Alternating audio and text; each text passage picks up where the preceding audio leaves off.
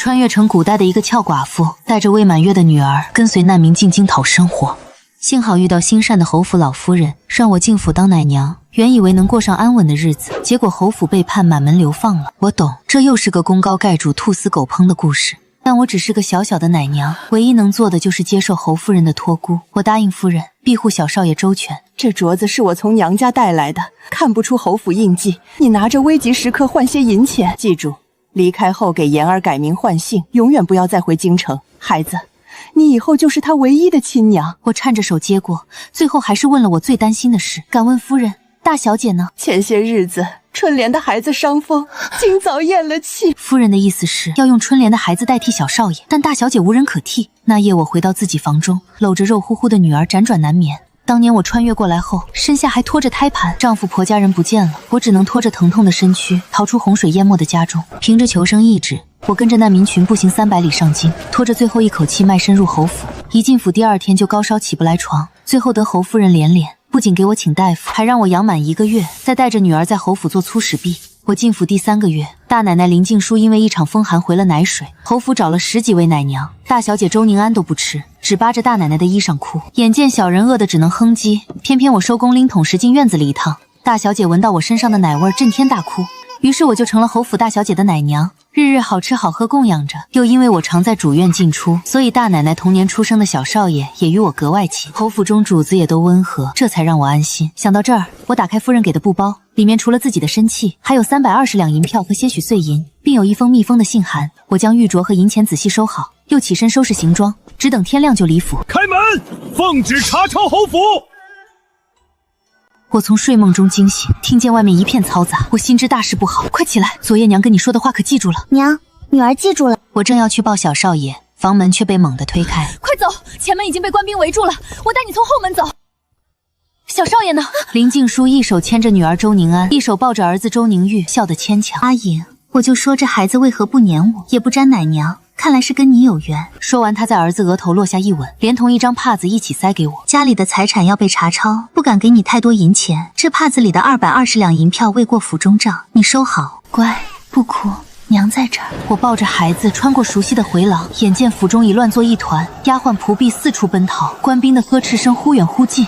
我钻入树丛中，借着夜色隐匿身形。春梅则在旁边的石径疾步，中途遇到一队官兵，她尖叫一声将人引走。我蹲着等前面没人时，正想走，却看到憔悴的春莲抱着死去的孩子从旁边的小道上转出来，接替上了春梅的位置。两人没有任何交流，一个在明，一个在暗，走向后门。后门虚掩着，看似没人，但我没动。春莲抱着死去的孩子跌跌撞撞，正要推门，就从外面进来4个官兵。她尖叫一声，转身往回跑。我死死咬住嘴唇，等春莲把人引开，才拉着女儿走到后门边。我轻轻推开一条缝，屏气等了2息才探出头，只见外面巷子空无一人。我回头再看一眼生活了5年的侯府，一咬牙踏出门。就在我踏出侯府的瞬间，身后传来一声凄厉的哭喊，我却不敢停留，抱着孩子快步走入黑暗中。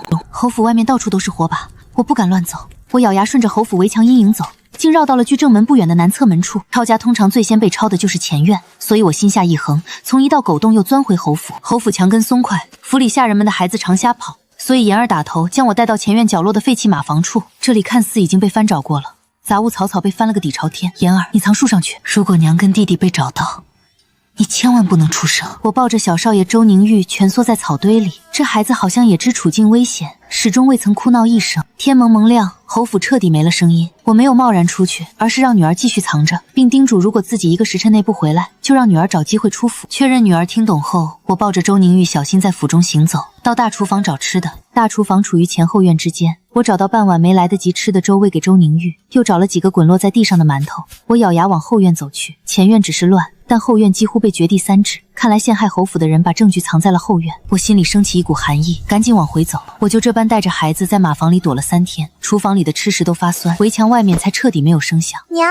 官兵们都撤走了。好，那咱们也走。我从厨房找来一个背篓，在里面放上已经软塌塌的菜，又从下人房里找来几件粗布衣裳，裹着周宁玉抱在怀里，而自己跟妍儿的衣裳早在这几天弄得脏兮兮，都不用刻意装扮。京城已开始苏醒，街边小贩陆续出摊，行人渐渐增多。我假装在西市摆了2个时辰摊，烂菜当然卖不出去。我只想打听侯府到底如何了，可越听我越惊心。那一夜京城震动，不仅开国功勋的武安侯府周家被抄，名满天下的林家也没逃过。大少奶奶的爹一头撞死在宫门前，他娘用丈夫的鲜血在宫门上写了个冤字后自刎。好在侯府老夫人提前一步放了府里的几百下人，还有各地庄子上的近千人，都被放还了卖身契。虽被拦截了一部分，但还是有不少人在官兵来前出了府。娘，我们要去哪里？言儿不怕，娘会护你跟弟弟周全的。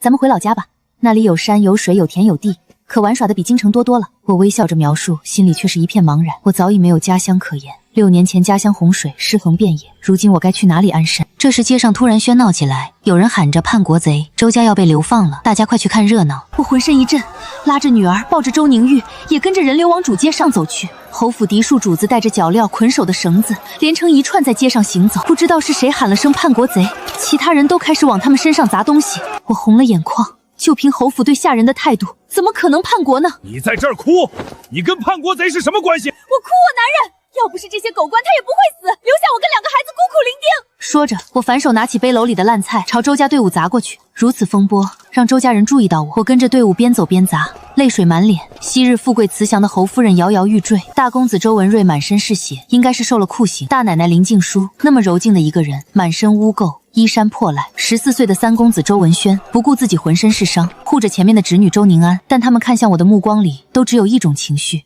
感谢。不过我却发现队伍里少了一个人，2公子周文征。谁？是我，小声些。大公子3公子跟眼前的这位已经出嫁的小姐周青瓷是侯夫人所生，2公子周文征是庶子。我极少在侯府见到这个人，眼前女扮男装的就是周青瓷，她比大公子小2岁，嫁给了相国孙家大少爷。跟我走。姑奶奶，侯府会被流放到哪里？随州。那您找我是为何？您若是无地可去，可否带着孩子去随州？那边有人。那边是流放之地，我爹在那边有部下。不过随州被群山环绕，夏日炎热，冬日苦寒，流放之人为生，城都是黑乎乎的，并且相距京师足足1300里。我一个妇人带着2个孩子去哪儿都危险。如果流放之地有周家部署，那只要能撑着走过去，后面的日子就好过了。你可知道前路艰险？夫人放归众徒，不仅是她人善，也有为我打掩护的意思。但屠妇们都有造册，官府要查，必定是从主子们贴身的开始查起。查到我这里虽是迟早的事，但还有时间，所以为何不趁着他们还没查到，我先行一步呢？谁能想到，我一个粗使婢，在春秋竟敢带着幼儿北上苦寒之地。周青瓷明白了，为何母亲大嫂要把小侄儿给我。你想如何去？请标对。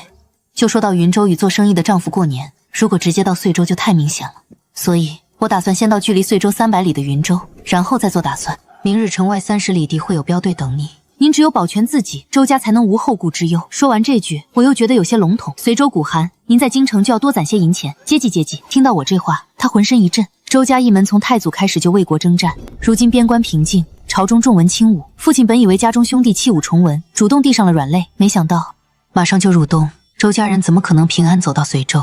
还有一点，姑奶奶可知2公子去了何处？侯府后院被掘地3尺，您多留个心眼子。他被孙家控制，对侯府的事一无所知。我的这2句让他撕开了阴谋的一条缝隙，得见些许天光。我在城里待得太久，怕有变故，我留几片烂菜叶在背篓里，拉着妍儿遭了几个白眼，买到1小捧白米，最后在一家杂货店又买了针线、水袋、木头碗筷、火别子。守城官兵见多了这种进城卖菜换点钱财的百姓，想都没想就放我们出城了。叔，您去哪儿？20里铺，捎俩钱搭车。您住20里铺哪家？我咋没见过您？20里铺往北4、5里的山坳村，平时不咋从镇上。小嫂子，您住哪儿？镇上一对老夫妻开客栈那家。我可没去过20里铺，但顺利套出了话。至于客栈，哪个镇都有，有没有老夫妻就看运气了。好在运气不错，20里铺还真有一家。今儿婆婆让我进城卖菜，顺便给小的点白米熬粥。丫头贪玩，一下就到这点了。您载我一程。哎呀，铜板花完了，您载我到门口，再给取钱。成。老汉是进城卖柴的，回城还能揽客，顿时笑开了花。牛车到客栈时，天已全黑，小镇上亮着几盏朦朦胧胧的灯笼。您在外等下，我回去取钱。这白米先用瓦罐熬上一把，再给丫头煮碗猪油面，我随便吃点就行。好，这就去。见他们进了厨房，我又从柜台上拿起3枚铜板，走出屋子交给牛车老汉。在老汉看来，就像是我回家安排公婆钻事，顺手拿了柜台上的钱付车费。周宁玉乖了几天，终于在这夜闹腾起来。我反而松了口气。孩子这几天太乖，我心里一直惴惴的，直到外面响起3更梆子，他才安静下来。我把周宁玉小心放在床里，给女儿脱了鞋，轻轻抱上床，与弟弟并排睡。盖被子时发现女儿手里捏着东西，掰开一看是周宁安的珠花。夜里我不敢深睡，合衣趴在床沿打盹。第一声鸡叫时，我猛地惊醒。恰在这时，周宁玉醒了，小手小脚乱挥。我不敢把孩子单独放着，背在背笼里。下楼找到厨房，喂完孩子，趁客栈老两口还没醒，我放上一把铜钱，带着孩子推门离开。喂，小婶子，可是到云州见男人的？后面一群男人笑起来，看装束，有镖队的，也有客商。我是去云州见男人，不知镖头可有女人见？走了走了，我着急见男人。任谁也想不到，这样的妇人会是大户人家里规规矩矩的奶娘。就这么一会儿，我已将同行的人看了个大概。京城的小镖队常互相联合，把往同一方向的商客聚在一起走。刚才搭话的红脸汉子是接我这趟活的，姓李。他这一队共有3位镖师，另外2支镖队各有2位镖师，其中一队还接了一对30岁左右的夫妻。马车车厢里堆了些轻盛的货物，我们3人坐进去，颇有些急。您凑合几日，等到500里外的清镇交了货就宽敞了。什么小婶子，我未必有你大。姓赵，25，没必要隐姓埋名，万一过关点查户籍，反生事端。哟，那得叫妹子。我叫李逵，27，威远镖局的镖头。李叔叔，这丫头真乖。赶货车的张镖师年40，赶马车的小伙姓白，才18。顺风顺水顺财神，启程。镖队与流放都走官道，周家提前1天上路。我估摸最快当天傍晚，最迟第2天就能遇上。第1天镖队照顾我们几个客人，只走了30里，便在一处官驿歇下。妹子，今天晚上好好休息。明儿咱们就得加快脚程喽。这些人把货物搬进屋后，开始打理马匹。我拿起一根草，塞进周宁玉手里，伸过去喂马。娘的好孩子，咱们给马儿喂根草。这一路辛苦，小马在载咱们呢。听到我逗孩子的话，不仅李镖头诧异一瞬，就连张镖师跟白镖师也抬起头看我。赵妹子心真好，除了我们做镖师的，其他人可看不到马儿的辛苦。他们什么都知道，只是不会说话罢的。我这老伙计快退休了，就像妹子说的，他们什么都知道。张大叔，他几岁了？镖局的马匹干不动后，要么被杀，要么被卖。张镖师很是舍不得这匹老马。他16岁了，曾经是匹战马。我就知道周青瓷不会真的随意给我找支镖队，但我没有试探询问。若是一路顺畅，大家也就萍水相逢而已。那骑着他打仗的人是您吗？不是，他主人把他卖给我了。那他主人……妍儿，别打扰叔叔干活。官驿有个大婶子恰好宰了头羊，见我抱着个孩子，便来问可要羊奶。那来2盅吧，记得熬煮开，1份里面加上些糖，另外1份配上2个白水蛋。哎，夫人真是好，对姑娘也同儿子一般。喝完奶，2个孩子都困得睁不开眼。妍儿怀里抱着周宁玉，头一栽一栽的睡了过去。我转身把门关好，赶了1天路，也准备休息，把包袱、剪刀都放在最顺手的地方，才合衣在床沿边躺下。谁？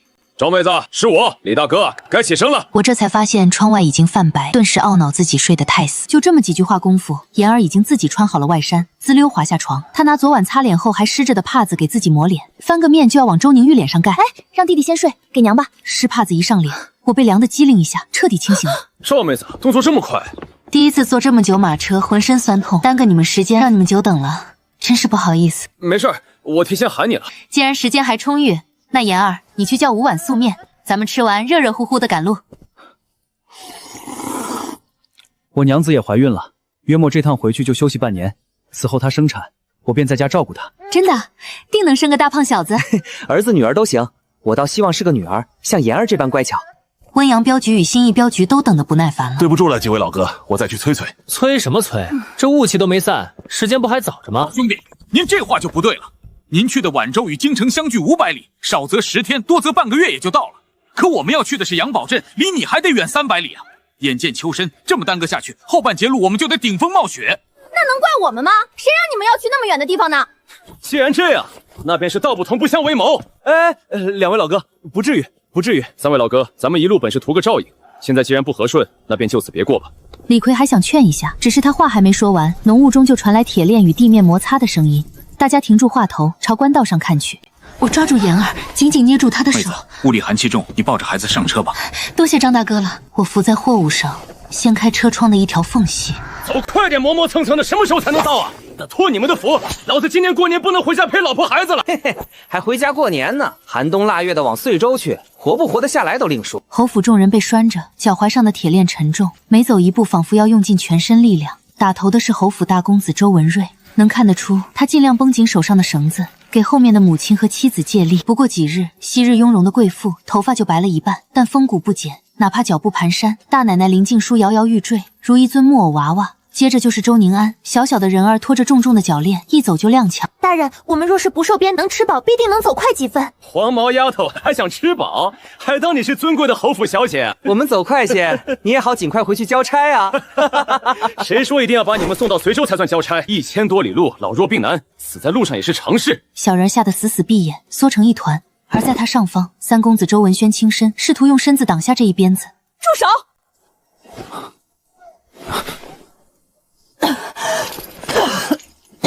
可以说，没我周氏一族，这江山未必还姓余。这差爷就确信我周家难再翻起风浪。他知道侯夫人这话没说错，周家不仅有历朝之功，更是在后面的数次皇位更替中，如定海神针一般稳定局势。你等押送周家去流放之地是一桩苦差事，可二位差爷确定这就是苦差事？或许是登云梯也未必不可。举起鞭子的手已经软了，他一律不定地看看侯夫人，又看看同伴。差爷，千里路，咱们也算是同甘共苦了。我周家虽流放，可罪不及出嫁女。我大妹妹还在京城呢。他与另外一位衙役对视一眼，想到侯府大小姐周氏，他爹虽死，可朝中可有不少大人都是周家学生，还有侯夫人，娘家兄长现在还在西北岁月关镇守呢。气氛有些僵持，衙役虽然态度有些软了，但面子上拉不下来。我看到大公子给银子的动作，从包袱里抽出一件周宁玉的暗绣万字纹的棉布底小衣，放在了膝盖上。李逵、李镖头，几时启程啊？哦，马上。袁大哥、雷老弟，一起走吧。经过这一段，新义镖局的2位镖师也不好再与顺水镖局继续计较，点点头，算是给威远镖局一个面子。我没放下帘子，我刚刚一出声，侯夫人脸色就变了，还有大奶奶，原本木讷的眼睛动了，她转头好像在找什么。而周宁安已经看向马车，眼里有光。我知道，必须给他们一个坚持走下去的理由。此去云州还有1000多里呢，早些走吧。我这话本是要给侯府众人传递消息，没想到却被那姓戴的女人给曲解了。哟，让我看看是谁家的小娼妇这么会说话，不过是睡了一夜，就敢在老娘跟前叨叨了，指着谁呢？谁不知道你有男人睡似的？大清早死赖在床上不肯起，非要其他男人一而再再而三的进房里喊，到底谁是娼妇呢？相公，你看他。好了，上车，再耽搁，今天还走不走了？顺水镖局的一看，他们已经把人家2家镖局都得罪了。见自家镖头不耐烦，那2口子才不情不愿地上了车。车帘晃动，我看到侯府的人都在目送我，我也将目光停在了周宁安身上。哎，你们在前面草堆下面歇息吧，我兄弟俩进去撒个尿。多谢2位差爷了。母亲，你歇歇。那是我的孩子。嘘，我看到了，会好起来的，静书。他伏坐在母亲身边。爹，妍儿带着去年我送她的绒花。周文瑞撕下衣服一角，裹住女儿被铁链磨到血肉模糊的脚踝，他的手在颤抖。受过酷刑都未吭一声的他，再也忍不住红了眼眶。大哥、大嫂，你们就是太妇人之仁了。那奶娘身边的女儿与宁安一般大，又自小在一处，为何不住口？春莲的孩子本就先天不足，这才用来代替名额。妍儿健康活泼，也是爹娘生养的，你怎能有这样的想法？文轩只是一时想不通，可我周林2家皆以德立本，若是能做出这般猪狗不如的事，咱们也不会有如今光景了。明明我们家没有错，明明没有错啊！别怕，大哥保护你。娘，听到奶娘的话了吗？她说会带小玉在云州等我们。反倒是周宁安笑眯眯的，最小的他心里最强大。这样挺好的，可以随意躺着，不用遵守大家闺秀的条条框框。奶娘曾经与我说过，要不是外面太危险，她才不想在京城住呢。她想种地，想种院子里的花，住茅屋、木头房，做好吃的。等到云州，说不定奶娘已经做好一桌子好吃的等着我们。宁安跟奶娘熟，到时候你替娘说个情，让她也收留我住木头房子吧。之前他想着把女儿送到随州再死，现在他不甘心，他还有宁玉。但林静书一想到在牢里的事，就躲避丈夫的眼神。你们啊，还不如一个奶娘呢。她一个女人敢带2个孩子上路，可咱们一家人在一起呢，难道还要被她比下去？我这边马车驰骋，妍儿坐不住，时不时爬去跟2位镖师聊天。今天是赶路的第4天了，眼见路边树叶越来越黄，我们才走了200里。终于在第5天早上，戴氏2口子又催不起，忍着气同行几天的新义镖局原镖身等不住了。各位，不好意思，我得先走一步了。我俩家中都有妻儿，还想在过年前赶回去，不好意思了，各位。李镖头眉头一皱，按理说他要走的路比新义小局的更远。赵妹子，你们可还受得住？受得住。我其实心急如焚，只是面上不显。我相信周青瓷说的有后手，所以早一天到边境地界，那就早一天安全。二位先等等，咱们同行。我先去跟顺水镖局的打个招呼。不过小半刻钟，李逵就从驿站里面出来了。启程！好你个李逵，威远镖局也算是大镖局，竟做出这般出尔反尔之事。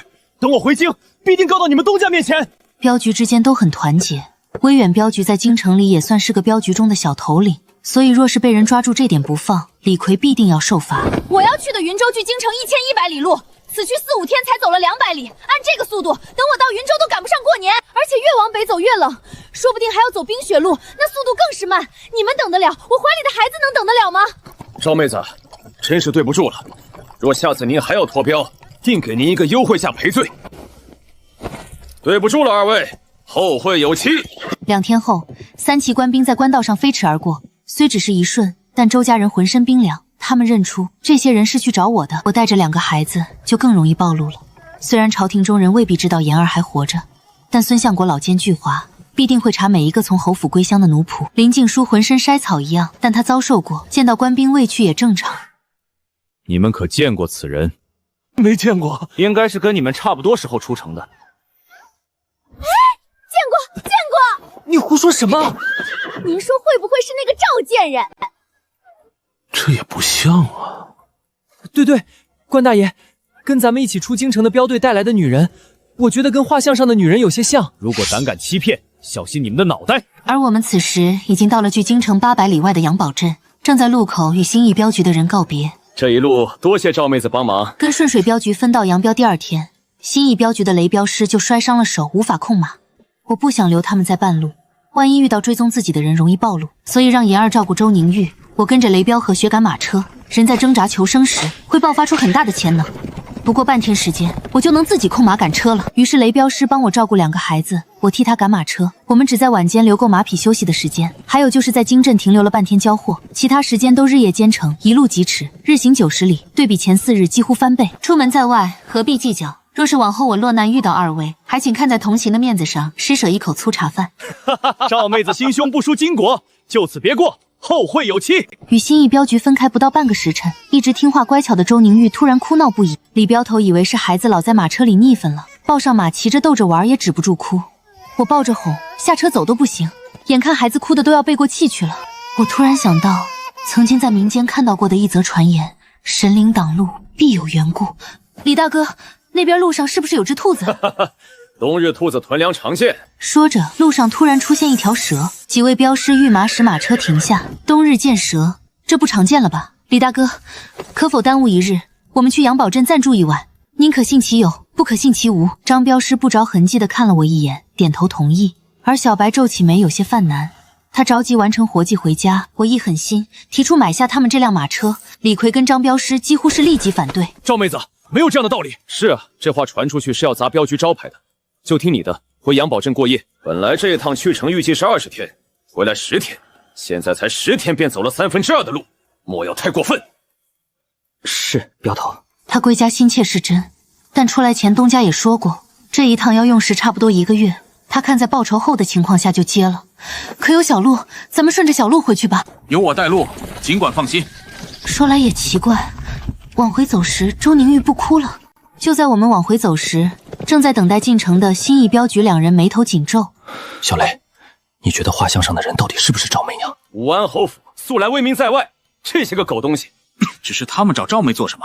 不是说周府除了一个外嫁女，一个主动招供的庶子，其他人都缉拿归案了吗？2人思考了半晌，突然对视，都从对方眼睛里看到震惊。市井传言侯府被抄家当夜就死了人，听说是大奶奶身边的奶娘被惊吓，抱着侯府下一代唯一的小公子跳井了，尸首第2天才打捞出来。如果他是从侯府出来的，那我怀里的孩子难不成是……自己怎么就说他们抄云州去了呢？老哥，这就是命啊！那俩官兵目标明确，直接就找到咱们镖局旗号来问威远镖局队伍里是不是有个带孩子的女人，有什么办法呢？若是再遇到，定要帮他，不只是为了私情，还有家国大义。雷镖师交了镖队通行证，他们是最后进城的人，守城士兵催促他们快些，到关城门的时间了。等一下，等一下！哼，巧了不是？官爷，等等，那是跟我们一起的镖队，半路拉屎拉在后面了。官差掂了掂手里的铜钱，冷笑一声，继续招呼人来推城门。雷彪是在心里骂娘，明显就是嫌少。官爷，给各位官爷添麻烦了。若是今夜下雨，车上的货就都毁了。搞快点，别耽误兄弟们下衙。我坐在马车里，但愿现在京城还没发现周宁玉活着。如果只是追查侯府下人，就不会太严，也不会到处张贴画像。李逵满脸怼笑，向守城的官兵连连作揖，说等这批货交了，请各位兄弟喝酒。在他说话间隙，拉货的2辆马车顺利进城，城门在我们后面轰然关上。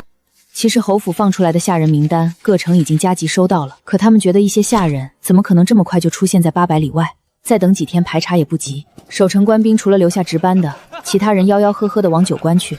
我们找了个客栈住下，而那3位官兵也在距离杨堡镇60里外的观音里喝着酒。他奶奶的，这女人真能跑！老大急什么？她越是花招多，越说明有鬼。老大，我觉得老三说的对，要是侯府真的小公子在那女人手里，咱们仨的功劳可不小。看往后那姓任的还敢不敢白眼看您？我反倒不想是侯府小公子，钱财才最实在。于是他们找到牛车老头，老头说他是20里铺客栈老板家的儿媳，结果客栈老板说他是牛车老汉家的儿媳。此时他们察觉不对劲，又费力把2方人聚在一起。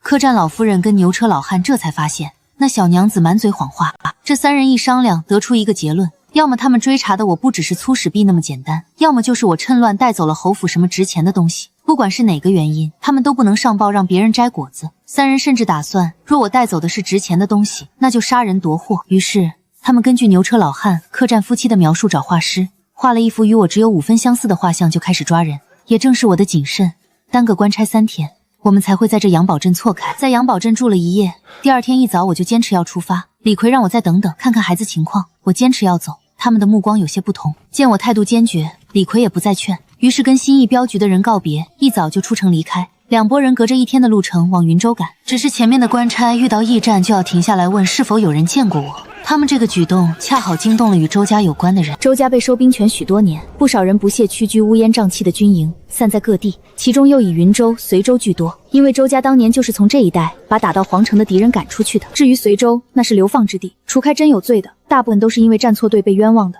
老侯爷常年激他们，这也是皇帝家忌惮他们家的原因之一。流放到这么一个古寒贫瘠地，吃都吃不饱，没有造反的条件，且处于边疆，若是敌国来犯，他们就是炮灰。正因如此，当3名官差打听我的消息，就传到了有心人的耳朵里。于是这些人有接到周青瓷消息的，也有自发起来找我的。他们在官差前面找，可怎么都找不到人。大哥，咱们不会在路上错过了吧？他们是赶马车，肯定没有咱们骑马快，按理也能在路上遇到的。莫非那女人知道我们来了，所以半路藏起来？不管如何，明日到云州城门询问，若没有进城，那咱们就再折回来。于是一直靠机智避开官府的我，在距离云州城30里外遇到了追捕我的官兵。李逵远远看到3骑扬秦尘而来，他暗暗握紧缰绳。这么久的相处，若说他还不知道我有意，那就是缺根筋。但我没说，他也就假装不知道，只想着赶紧把人送到目的地，这桩事就跟他没关系了。镖头啊，要不你带着小白先走？妍儿，如果娘要让你一个人跑呢？妍儿不要，没有娘，妍儿就算活下来也艰难，妍儿要永远跟着娘。好，那你相信娘，一定要听娘指挥。3位官爷，我们是京城威远镖局的，前来云州走一趟镖。赵颖，你挺能跑啊，哥几个可是日夜不休，差点跑死马才追上你。这位差爷找民妇，可民妇并未有犯法之处啊。我且问你，你是不是侯府下人？曾经是，不过侯夫人放还了，民妇身契现在就在怀里，已经不是。嘴挺硬啊，那你跑什么？瞧官差大哥说的，民妇哪里是跑啊？民妇男人在云州做生意，这不赶着跟他团聚呢。男人不在身边，你也能生个大胖小子。要不回京的路上，你也跟我们哥几个生一个呗？我虽然早有准备，但马儿跑起来的第一下还是撞到了头。我赶紧双手死死抓住车窗撑住，防止胸前的周宁玉被压到。对，李大哥，这是怎么突然就跟官兵对上了呢？小白，赵颖应该是侯府下人。我知道啊，那官差不是说了吗？他怀里的孩子可能是侯府最小的公子。小白瞪大眼，指着前面扬起的灰尘，惊得话都说不出。武安侯府在大洪朝家喻户晓，可以说武安侯府就是百姓心中的守护者，所以小白想都没想，也跟着驾车追上去。赵妹子，你抓好了，妍儿我抱着呢，你放心。我怎么可能放心？张彪是现在保护的不是我跟妍儿，是他怀里的周宁玉。妍儿，来娘这里。女儿在怀，我提着的心微微放下些。妍儿，抱着娘的腰，不要松手。娘，你没事吧？娘没事，妍儿不哭。有车厢牵制，老马终究还是跑不过官差的马匹。我看着车厢里的货物，云州城可以有人点子。我有，只要能进云州城，保你无忧。好，还有多远？山野15里。就在这时，后面的李逵追上了官差，挥舞马鞭试图拖延。没想到左边靠近他的一人直接趴下身体，挥刀砍在了他的马脚上。穿越多年，我本性里还是有不忍，但此时顾不得那么多了。被追上，我们3人都得没命。张哥，后会有期！此时正值深秋，地面厚厚的枯叶提供了一定的缓冲，顺着山坡往下滚。我的脊背还有垫在妍儿后背的手都快没知觉了。周宁玉开始哭起来：“妍儿，妍儿，妍儿，不哭不哭不哭，娘在这里，好些了没有？你动一动看看，可有什么地方痛？没有。娘把你轻轻放下去，你抱着弟弟的襁褓，慢慢去下面的平处，好不好？好。等女儿抱住周宁玉，我的坚持也到了极限。你再去帮娘找根直一点的棍子来。乖宝，饿了是不是？我只要在密林里找到云州城的方向，走过去就能得救。可现在林深树高，我分不清。无论古今，城市都会傍水，顺着小溪走就能找到聚居点。深秋山里有不少成熟的野果，孩子饿得哼哼唧唧，我不敢点火冒烟。最后寻到了剩下几颗果子的秋棠梨树，妍儿已经没有刚开始的恐惧，见我这样摘果子，发出阵阵惊呼。周宁玉嘴一张一闭就没了，挥着小手张着嘴巴还要。老大，那女人肯定是借货物遮挡跳下马车了。对，不过她一个女人家肯定会受伤，跑不远的。我要尿尿。怎么越来越粗鲁？不粗姑，能吃饱穿暖坐马车吗？你这小丫头还挺识时务的，要去都赶紧去。看着越来越不像豪门千金的孩子，林静茹无奈叹气。天气越来越冷，这种好日子怕是坚持不了多久了。嘘，娘，可还认得着？我的玉儿怎么了？这块布是年初大绝日赠送的回礼，因只有1匹，又在佛前供骨，所以做了宁安妍儿穿的礼衣，布料有剩。又给当时还未出生的玉儿、春生各做一套。娘，玉儿跟着奶娘肯定没事，而且奶娘还给咱们留了东西。好孩子，你怎知奶娘在这里藏了银子？奶娘常跟我玩找东西的游戏，我们看到的每一个小物件都可能是线索。那日她把弟弟的礼衣放在膝盖上，我就注意到了。娘，人多力量大，等到了随州，奶娘、妍儿、弟弟，咱们一起生活，互相帮助，日子也就没那么难。娘听你的。周文瑞诧异妻子主动牵他的手，正激动呢，手里滑进一块冰冰凉的东西。周文瑞紧攥着手，却不愿意放开他。他挣扎几下，沉沉叹口气，任由他牵着。后面每隔60里左右，差不多是周家人3日的路程，周宁安就会找到一块我留下的银子，足以让押送的官差另眼相看。他们再清楚不过，周家人身上的银钱早就没了，这些银子肯定是有人暗中给的。于是他们对待周家的态度就又好了些，夜里允许他们歇在驿站的柴房里，每日每人也能得2、3个粗粮馒头。我这边天色已黑，我不敢继续走，带孩子在山洞安顿下来。周宁玉饿得哭唧唧，我却还不敢生火，得等天色完全黑下来，看不到烟雾才行。娘去打点水，马上就回来。天完全黑下来，我在山洞里升起篝火，野板栗在火堆中被烧得噼里啪啦，不一会儿就可以吃了。妍儿，喝点热水。我在河边发现几株已经枯黄的藿香，捡了叶子回来煮水，可以驱寒。用碗里的水烧开，烧熟的板栗用勺子碾碎，再加点水可以做辅食。喂完孩子，我自己也混了个水饱。看着周宁玉和妍儿瘦了一圈的小脸，我在山中毕业的想法被打消。我突然想到了周家的事，皇帝之所以判周家流放，而不是直接杀了，肯定是有所忌惮。大奶奶林家是其一，还有就是侯夫人沈家，现在还有一个兄长守着边关，而沈周2家向来关系好。如果皇帝做得太过分，沈家唇亡齿寒，未必不甘。所以周家只要熬过流放路，我只要带着周宁玉去到遂州，那就算被查出来也无妨。小娘皮，你挺能跑啊！周宁玉大声哭起来，我左手无法动弹，右手悄悄握住腰上的剪刀，双脚蹬地往2个孩子跟前靠。我找到了，过来！哈哈哈哈！小娘子原来藏在这里啊！二哥，大哥还没来呢，等等。2位大哥，求您放过小女子吧。嘿嘿，放了你，那哥儿几个的升官发财路就断了。这老娘们细皮嫩肉，长得真不错。我一个粗使婢，抓了我能有什么功劳？大哥，您别开玩笑了。妍儿抱着周宁玉，躬身贴着洞壁，试图从另外一边绕过。功亏一篑。好在地面有树叶，周宁玉甚至都没哭。我知道不能再等了，趁我面前的官差被吸引，梦将手里的剪刀扎在他脚背上。找死！我慌得不行，突然看到还未完全熄灭的火堆，我已经顾不得什么了，用左手把火炭朝官差面门打去。言儿扯住周宁玉的襁褓往后退。言儿，走！敢跑！臭女人，敢杀我兄弟！今天老子要把你抽筋扒皮，还有那个小的，卖去最下贱的窑子里。我赌官差没有我清楚洞外的地形。呸！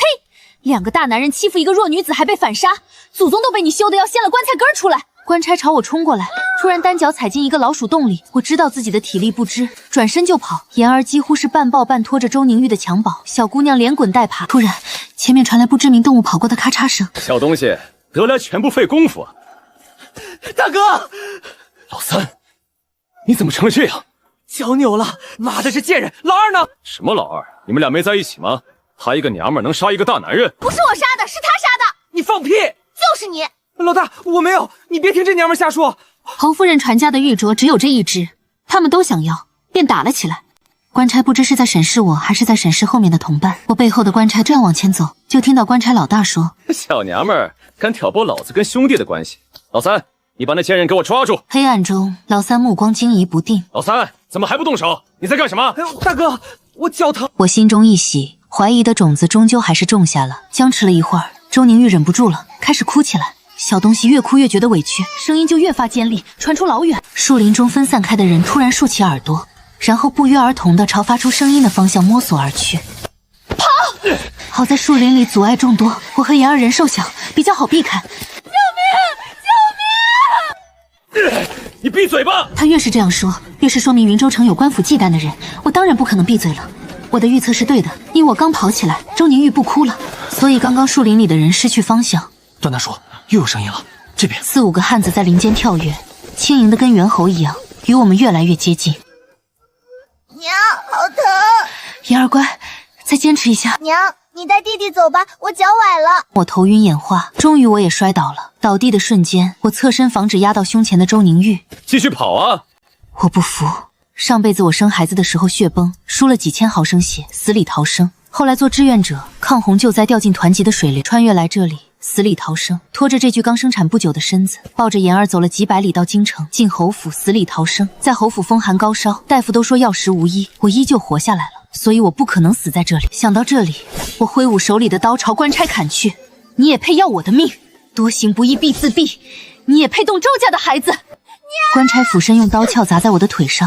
娘！我后悔了，我不该为了什么百姓大义答应救周宁玉。还没等官差反应过来，一道黑影冲来，抱起言儿，将她放在我身边。此时周围出现了5道人影，皆穿着夜行衣，以黑巾蒙面。你们是什么人？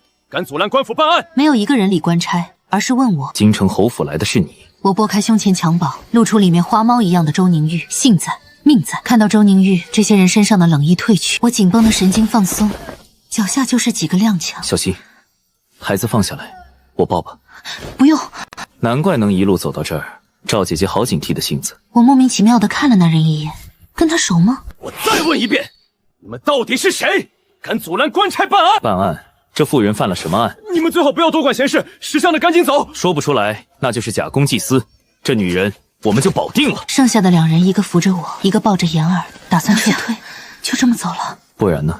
不杀了，放回去报信，反正都是掉脑袋的事了。杀了这2个官差，还能多拖延一些时间。你们下不了手，我来，只是你们得帮我摁住。你敢？为什么不敢？已经杀一个了。虽然杀了这2人，迟早也会被朝廷发现我有问题，但总比放他们回去乱说的好。我说的不对，都什么时候了，还在这里发呆呢？对，那就杀了吧，速战速决。懂速战速决就好，我还真怕这人一直看着别人打。这时，抱言儿的人来到我跟前，我才看到这人只有一只眼睛。我叫赵颖，我姓段，名正，曾是侯爷副手，他们都喊我一声段叔。青瓷来信已告诉我们京城发生的事了。我听到他语气有些悲凉，应该是跑某情深。好在侯府并未有折损，等侯夫人、大公子等人到了云州，说不定比在京城过得还爽快。周家都坚毅之人，定能平安到达。他看了看周宁玉，小孩漆黑的眼睛眨也不眨，盯着前方打斗。要我说，大公子当初就不该弃武从文的，不然何至于现在无自保之力？是啊，侯爷始终顾念周家祖上几代与皇家持家的情谊，以为后代卸甲便能安稳，不然何至于此啊！说话间，前面的打斗结束，走。我尽量跟上他们的步伐，但这一天一夜体力透支，终究还是在一刻钟后晕倒在地。小丫头莫哭，你娘是累得睡过去了，不是死了。你这人真不会说话，睡过去就睡过去呗，干嘛加个死了？沈叔叔不会说话，罚他抱你娘走。我娘受伤了，你不要动。什么时候受了伤？没有血迹，应该是伤筋动骨，并非外伤。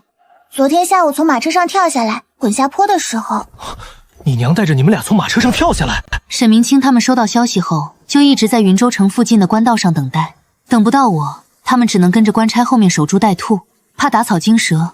他们与官差之间始终隔着几里路。昨日在城门口遇到满身是血的老张，他们才知道我半路下车了。但老张那时已经神志不清，也没说清楚到底是怎么下车的。马儿被我刺了一刀，跑得飞快。去请大夫。好孩子，你娘护着你们俩跳车，可能受伤了，咱们需要解开她的衣裳，查看骨头。我娘说万般要紧事皆不如人命重，多谢段爷爷，多谢沈叔叔，求你们救救我娘。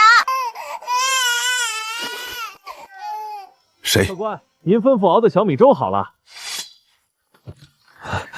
多谢小二哥了，孩子就是饿了，正哭着呢。我来喂孩子吧。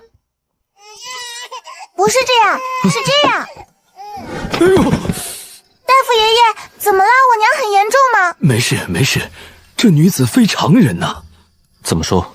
男人脱臼都能痛哭，她手臂这肿胀程度起码超过8个时辰了，其中痛苦要亲身体会才知啊。这女子非常人呐。沈明清有些愣神，这8个时辰里，我还带着俩孩子逃亡，杀了一人。其实他之前接到周家表姐的书信时，还有些不信，想着周家真是没落了，居然找不到人可依靠，把孩子托付给一个奶娘。现在看来是他鼠目寸光。不知过了多久，我醒过来，浑身无处不疼，尤其是左臂传来火辣辣的胀痛。我发现自己躺在一张干净的床上，身上盖着薄被。我轻轻动了动，发现手臂被重新固定包扎过。娘，你醒了。妍儿，娘没事了。赵姐姐醒了，正好把药喝了。差不多4个时辰，大夫给你正了骨，敷了药，说你脱臼时间太久，韧带拉伤严重，需要静养至少1个月。还有，你身上的多处擦伤和淤青都处理过了。段叔他们呢？在外面守着。官差的尸体已经处理干净了，暂时不会有人追查到这里。等你恢复一些，我们就进城。赵姐姐，你真的是敢杀官差？不然呢？等着他来杀我，杀我的孩子。我不是那个意思，只是觉得你一个女子能下得了手。当你和孩子的命悬于一线时，没什么下不了手的。我不是什么闺阁淑女，我只是个想活下去的普通人。我明白了。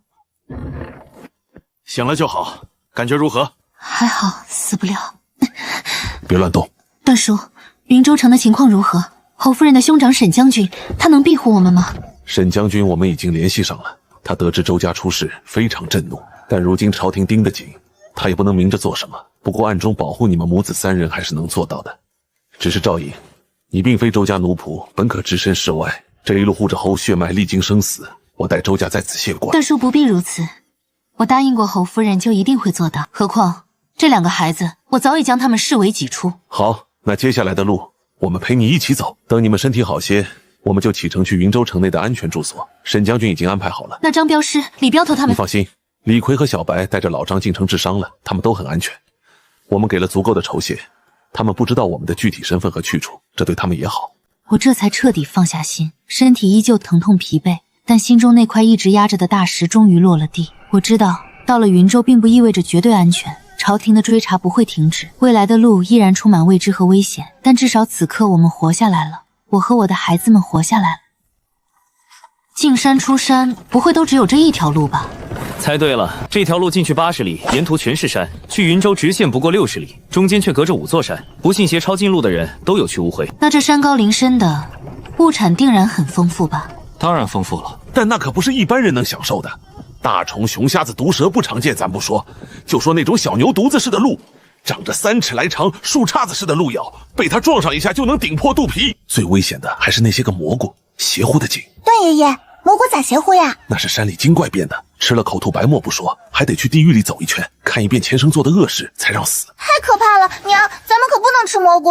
也有那么2、3种能吃的，但那玩意儿也填不饱肚子。你当年就过来这里了，现在住哪儿？正往我住的地方走着呢。看到那边空地没有？不行不行，碎炭太多，重量减半。大人，您行行好，我儿子重病，这些炭是我好不容易烧出来背下山的。我通融了你一个，后面的怎么办？我儿1天没吃饭了，等他好了我补上。你要去救他？不哦，我以为你停下来是于心不忍呢。救得了一个，救不了一双。在这地方不能有妇人之仁，发配之人定有冤枉，也有作奸犯科。就算是周家，也得是享得了从龙之功，就要受得住兔死轰亲。不过段叔这句妇人之仁我不喜欢。女人心软是骨子里的母性，若没了这母性，世间男儿从哪儿来？我并非没有妇人之仁，而是都给了他们。这里是原住民的地方，是也不算是，多数3代流放落地生根。开国发现这里时，山里原住民还茹毛饮血。那他们还在吗？那这些人在这里怎么生活？边框赶车搬货，能活下去的都做。大哥，你终于会生嫂子吗？哇，大哥，才隔把月你就生孩子了？我不是送子菩萨。不错啊，有自己的人了。段叔笑话了，都是乞儿。我刚来时，他们有的人还没宁玉大呢。你在做什么？给孩子们熬点姜汤。你怎么不让他们回去睡？也不怕风寒？都熬习惯了。帮官府赶车时，夜晚也是在外露宿的。你要是没事，去拿些红薯来，烤着吃不暖和，加姜水煮成甜汤，用这个刷干净些。这又是什么方法？这样煮的比切片甜。大哥好香啊！你在煮什么？赵姐姐怕你们风寒煮的红薯姜水，拿碗喝了去上工。谢谢赵姐姐。是谁？得空了给我修好。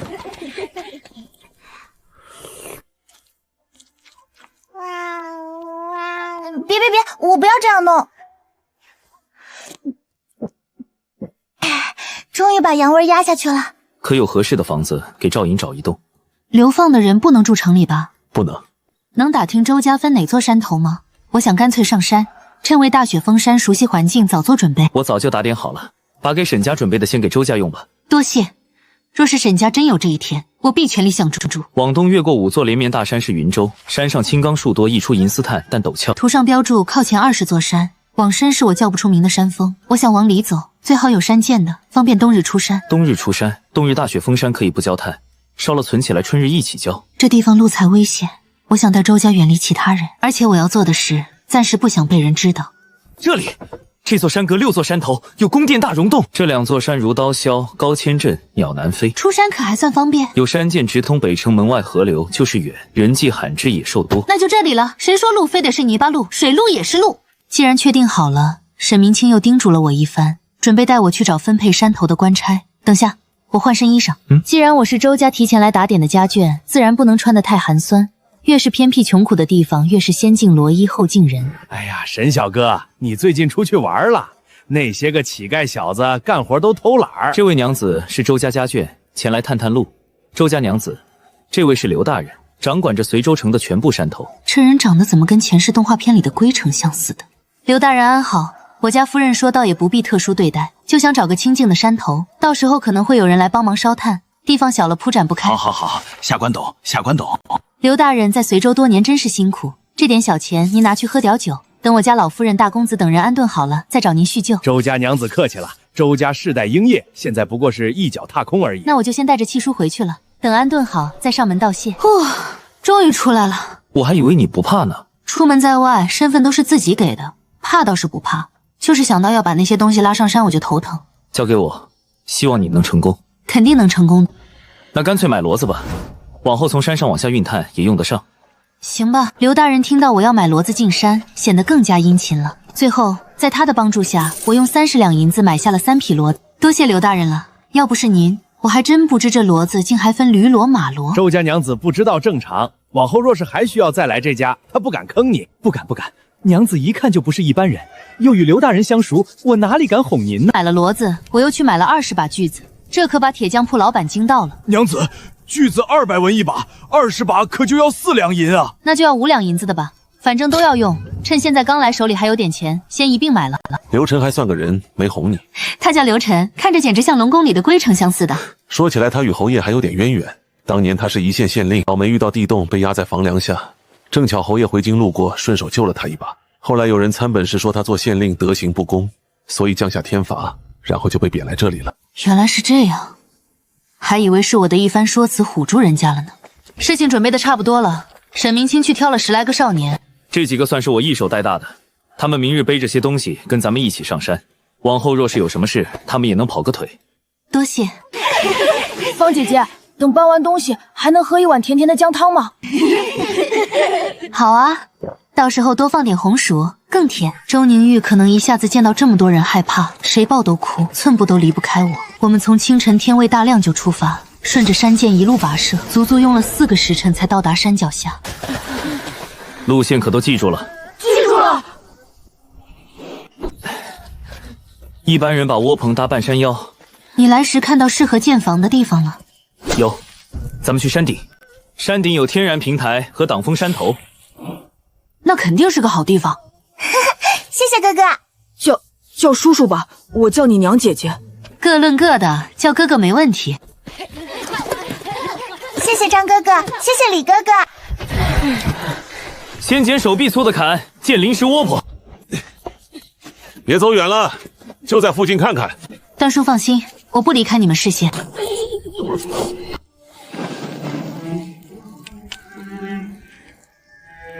吃饭啦！娘，好美啊！丫头，看爷爷带了什么？我去泉水边处理，放明天不新鲜。我跟你一起，血水弄脏池子不好，以后搭个棚子。好，万一有落石，棚子也安全些。这兔子肥，皮也大，等我抽空染制好，正好给3个孩子各做一套耳笼、围脖、手套，怎么样？还行吧？力气挺大的。回到篝火前，空气中满是香甜的味道，板栗在火中炸开。升腾起的火花像场小型烟花。等待兔肉的过程中，少年们也没闲着，一人抱了一截木头，用匕首在削着什么。等吃饭的时候，我才知道，原来他们在削木头碗。咦，你们用的匕首都一样，能给我看看吗？这个价格便宜，但缺点是容易断裂。我猜这是有人偷偷卖给你的。你怎么知道？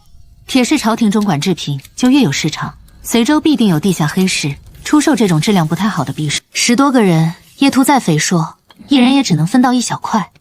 你看你，让孩子多吃点怎么了？我知道您疼他，可越是疼他，就越不能溺爱。食物要大家分着吃，万万不能养成好东西都是他的这种想法。我看着一旁的周宁玉，小嘴吧嗒吧嗒的，一碗丽蓉羊奶全喝掉，最后还打了个奶嗝。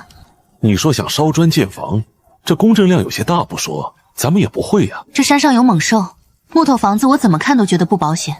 侯府曾经有砖窑，我替侯夫人去办事的时候看了2眼，可能烧不出很结实规整的，但用来建房子总比木头结实些。反正都流放了，你真会。试试呗。现在秋高气爽，砖坯正好晾。吃完饭，我指挥少年们在地上挖出几个1尺深的土坑，然后在土坑里面燃起篝火，好让他们晚上可以暖和的睡。赵姐姐，为什么要在坑里烧啊？因为要隔离啊，地上落叶太多，一不小心就会燃起大火。是哦，这么简单的道理我居然想不到。我以前也不知道，还是别人告诉我的。把这个垫在地上，小心熟凉。等窝棚里的妍儿、周宁玉睡着了，我把2个孩子放在一起，给他们加盖了一层我的棉袄后，便悄悄出了门。睡着了？睡着了。这俩孩子都好带啊，真是难得。是啊，从京城一路走来，2个孩子都特别省心。你懂。仅凭入手的感觉就知道这2把匕首不同。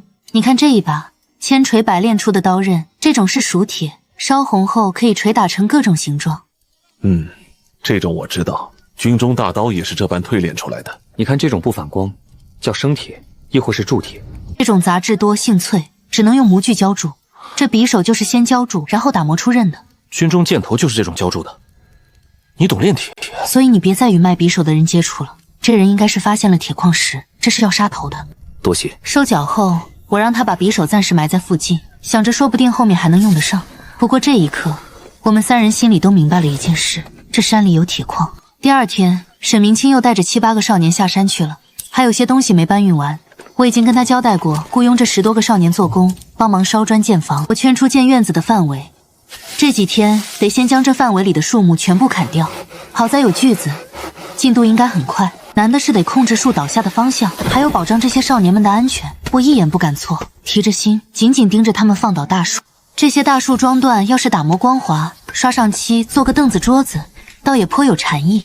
沈明清是第2天傍晚才回山顶的，往返山路耗费不少时辰。他带来坏消息，半山腰发现大型野兽粪便，疑似熊或老虎踪迹，必须尽快修建砖房，否则周家老弱上山后身处山林太过危险。下次帮我给刘大人带信，今年的炭等明年化雪后再交。那老油条早想到了，新来第1个月不收缴木炭，留下少年就近砍树看守物资。我带着孩子和沈明清、段正等人外出寻找烧砖土。这是红粘土，既能烧砖头，也能烧制陶罐器皿。要不咱们就在这里就近建窑烧制，依靠崖壁挖窑洞做窑炉，挖窑出土恰好也是粘土，一举两得。跟养小羊一样，把2个小家伙圈起来喽。娘，这怎么玩？娘的乖宝，等日后给你烧出来做摆件。赵姐姐，你好聪明啊！那你们就看在眼里，记在心里，以后也会变厉害的。砖窑修整、点火硬化，空闲时日拓宽平台，不浪费1寸泥土做砖坯。首批砖坯带入炉时，山顶已建好数间牢固原木屋。不知名野兽粪便再次出现，且数量不止1只。我们一边戒备，一边加紧烧砖建房。10间屋子好啊，十全十美。经过这几天足量提供吃食，少年们身形长出肌肉，气力大增。这里天亮的早，想睡懒觉都不行。哇，好冷！小馋鬼，一睁眼就要吃东西。好吃就行。等下，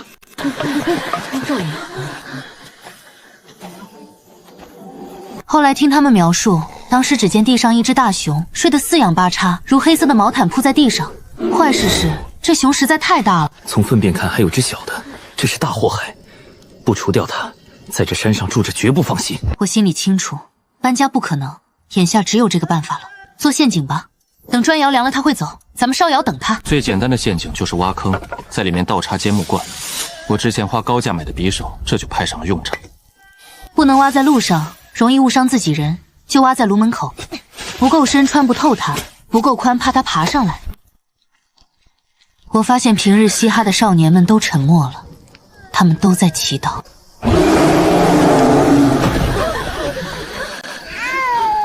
我十分担忧，最坏的情况是小熊掉入陷阱，大熊会发狂报仇。不行，晚上山里太危险，更何况是看熊瞎子。动静太大会引来其他野物，刚除一害，再来一害。他说的对，若没毙命让他跑了，后患无穷。野物怕火，遇到危险马上点燃油火把，能吓走。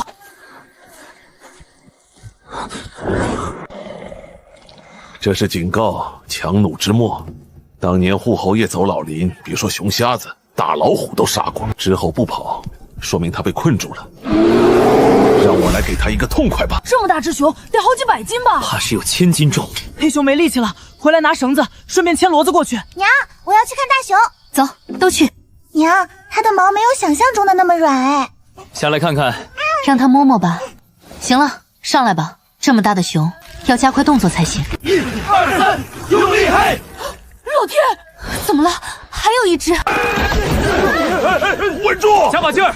明日咱们炖肉吃。对，吃到饱！加油啊，兄弟们！得回去做点吃食慰劳慰劳才行。给骡子吃，太浪费了。那俩骡子累坏了，怕是没点甜头不乐意走。干啥？我不饿。不是让你吃，赵姐姐给骡子准备的。小一，把红薯给14，14你走最前面。好嘞。哇，好香！回来了，我煮了面片汤，马上就能吃。赵颖，你也吃点。哎，放着吧，你快先吃几口，垫垫肚子。娘，哎呦，爷爷的小祖宗哎，咋趟外山就出来了？你们回来啦？有没有遇到危险啊？走，咱们去篝火边，你娘煮了好喝的面片汤，你也吃一碗再睡。这孩子习惯跟妍儿睡了，只要妍儿一走，他没一会儿准醒。怎么了？有事？啊，我守着，你先去吃点东西，等会儿凉了。那行，我还真饿了。我自然没看到身后沈明清正就着我的背影，大大的喝了几口面片汤，更不知道他正努力忽略刚刚肩膀上被我触碰的感觉，压抑着自己心中那种奇异的情绪。褪去皮的大熊像团红肉块，我看着直犯恶心。把熊吊在树杈上，这样不会蹭得到处都是泥巴。熊胆是好东西，不仅消炎杀菌，还能做保健品。洗干净就好了。你要是嫌恶心，我来。不是，熊喜欢吃生鱼，有很多寄生虫。不管有多少虫子，我给它洗干净就好了嘛。有些寄生虫小到眼睛都看不见，就藏在肠壁里。我都说了，我洗干净。沈大哥，听赵姐姐的吧。你们胳膊就往外拐。没有，那您继续。你不是说能洗干净吗？现在你把它割开清理一下呗。不就是食物残渣和粪便吗？我能怕？走，跟娘去捡榛子。好嘞，娘。沈大哥，这就是赵姐姐说的寄生虫吧？娘，寄生虫那么可怕吗？很恶心的。你们要是看了，往后连面条都吃不下。别说了，赵姐姐！榛子林距离围墙5-60米，这个季节熟了，基本都掉在了落叶里。见他们弯腰扒拉，我顺手做了几个木棍夹子，像用筷子那样夹就行。12哥哥，我娘聪明吧？赵姐姐可真厉害！孩儿们快过来！看到这种蘑菇没有？这叫真蘑，味道鲜美至极。赵姐姐，您还认识蘑菇？蘑菇太危险了，咱们不要吧。我信我娘的，这蘑菇看起来就好吃。娘，我找到了！哇，妍儿妹妹好厉害！快，我们也去找。我在女儿得意的样子中，轻轻摘下蘑菇，小心地放在背篓里。不得不说，这个季节食物真的很丰富，遍地的榛子不说，蘑菇也不少。我还时不时能看到一种淡紫色的小蘑菇，这种蘑菇看起来有毒，实际味道却很鲜美。我不知道它的学名叫什么，只听以前西南的老乡们管它叫鹿儿菇。要问我为什么知道这么多，那是因为在女儿死后，我为了寻求心理安慰，到处去做好事。一开始的我什么好事都做，后来在一座山野道观中遇到了一位道姑。事无始终，是始也是终，是终也是始。莫道此生缘已尽，冥冥之中自有牵引。在回去的途中，我恰好遇到了一支救援队，因为队伍中有人见过我，便邀请我加入。就这样，我加入了救援队。家里人得知我加入救援队后，纷纷表示不理解。面对父母的不相往来，丈夫的离婚，我心里却没有多难受。快来，我又发现一大堆。来帮我一下。沈大哥，你快收拾干净啊！等会儿赵姐姐跟妍儿回来会被吓到的。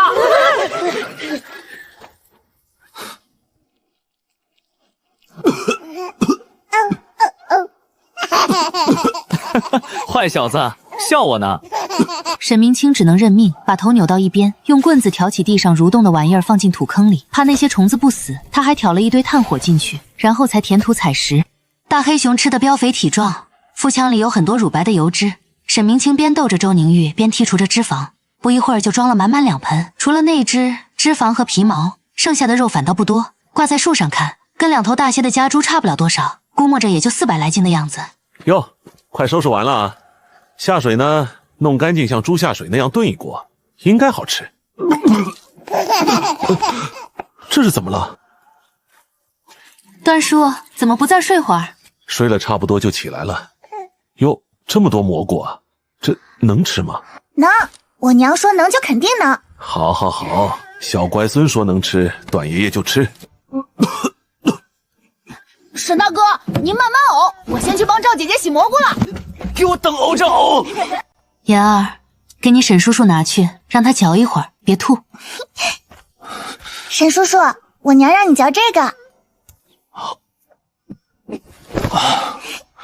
段正带人去砖窑干活，沈明清继续分割熊肉，我在旁边打下手，将熊肉抹上盐巴，挂起来风干。榛果好吃，只是菌盖容易沾细碎树叶，收拾干净再晾晒比较好。沈明清拖着砍好的竹子回到山顶，竹子劈成竹片，然后再过一遍火，本来青色的竹条片就变成光亮的黄白色。将一根树枝打横挂起来，竹条边烤边掰，这不就是小时候睡的竹席吗？小四之前的几个都会，那时候年纪小，又没有锋利的刀砍不了树，我就带他们去掰竹子，用石片子劈，不暖和，但比睡在地上好。那你爹没再管过你吗？应该是没有的。若你要问，既然都这样了，我为什么还要考虑沈家以后？当然是为了看热闹，到时候沈家人一来都要依靠我过活，多好笑。确实挺好笑的。我曾听侯夫人说过，当年沈明清出事，沈家族人不仅不维护，还在第一时间反水，添油加醋的细数沈明清平日里的荒唐。要不是侯府施压护着，恐怕沈明清等不到沈将军回来就一命呜呼了。没盐了，明日我下山去一趟，你看看还有什么要买的。就盐巴，你看看还有没有人卖菜种什么的，有的话先买一些吧。砖窑这边，段正又封了一批砖头进去烧，门口的陷阱他弄来大树盖住，防止有人踩空。至于为什么不填，我想着说不定后面还能用得上呢。做完这些，段正带着少年们搬砖上山，搬了几趟，少年们就摸索出各种搬砖的方法，背的、扛的，还有用绳子捆一摞，用树棍合力抬的。但段正有一个要求，必须至少有4人同路，不得单独行动。终于晾完了，来不及休息，我又架起还未用过的铁锅开始熬油。怕熊油有腥气，我特意切了些厚厚的姜片放进去一起熬。直径半米的大铁锅装得满满当当，回头一看，装油的盆子竟然也就只少了一个角。好在孩子们多，大家轮流帮忙搅动，总算让我能松口气。第一锅熬好时，天已经全黑了。看着大半锅清淋淋的油脂，大家都在疯狂吞咽口水。毕竟我们从未像最近这1个月这样极度缺少油水，就连我也完全忽略了其中那股隐约的腥味。看着黄灿灿脆生生的油渣，我心里盘算着，干脆奢侈一把。这松菜其实就是白菜，只是未曾经过育种改良，包得不紧密。我舀了1勺白面、青稞面、油麦面各1勺，半大小子吃穷老子，所以我又往盆里各加了1勺面。我端着油渣进屋，摸出糖罐子，往里撒了把白糖。见没人注意，我捻起一个沾满白糖的油渣塞进嘴里，香酥甜蜜的滋味瞬间在口腔蔓延。我还是第一次真切体会到好吃的想哭是种什么感觉。我又没忍住连着吃了2个，等全部咽下，这才若无其事地走了出去。我特意挑了一个软些的给周宁玉抓着，这无牙小人儿跟个小老太太似的，一拿到手就知道是吃的东西。孩子们，来吃东西了。谢谢你啊。大家都有，不要急。怎么了？谢赵姐姐，快走吧！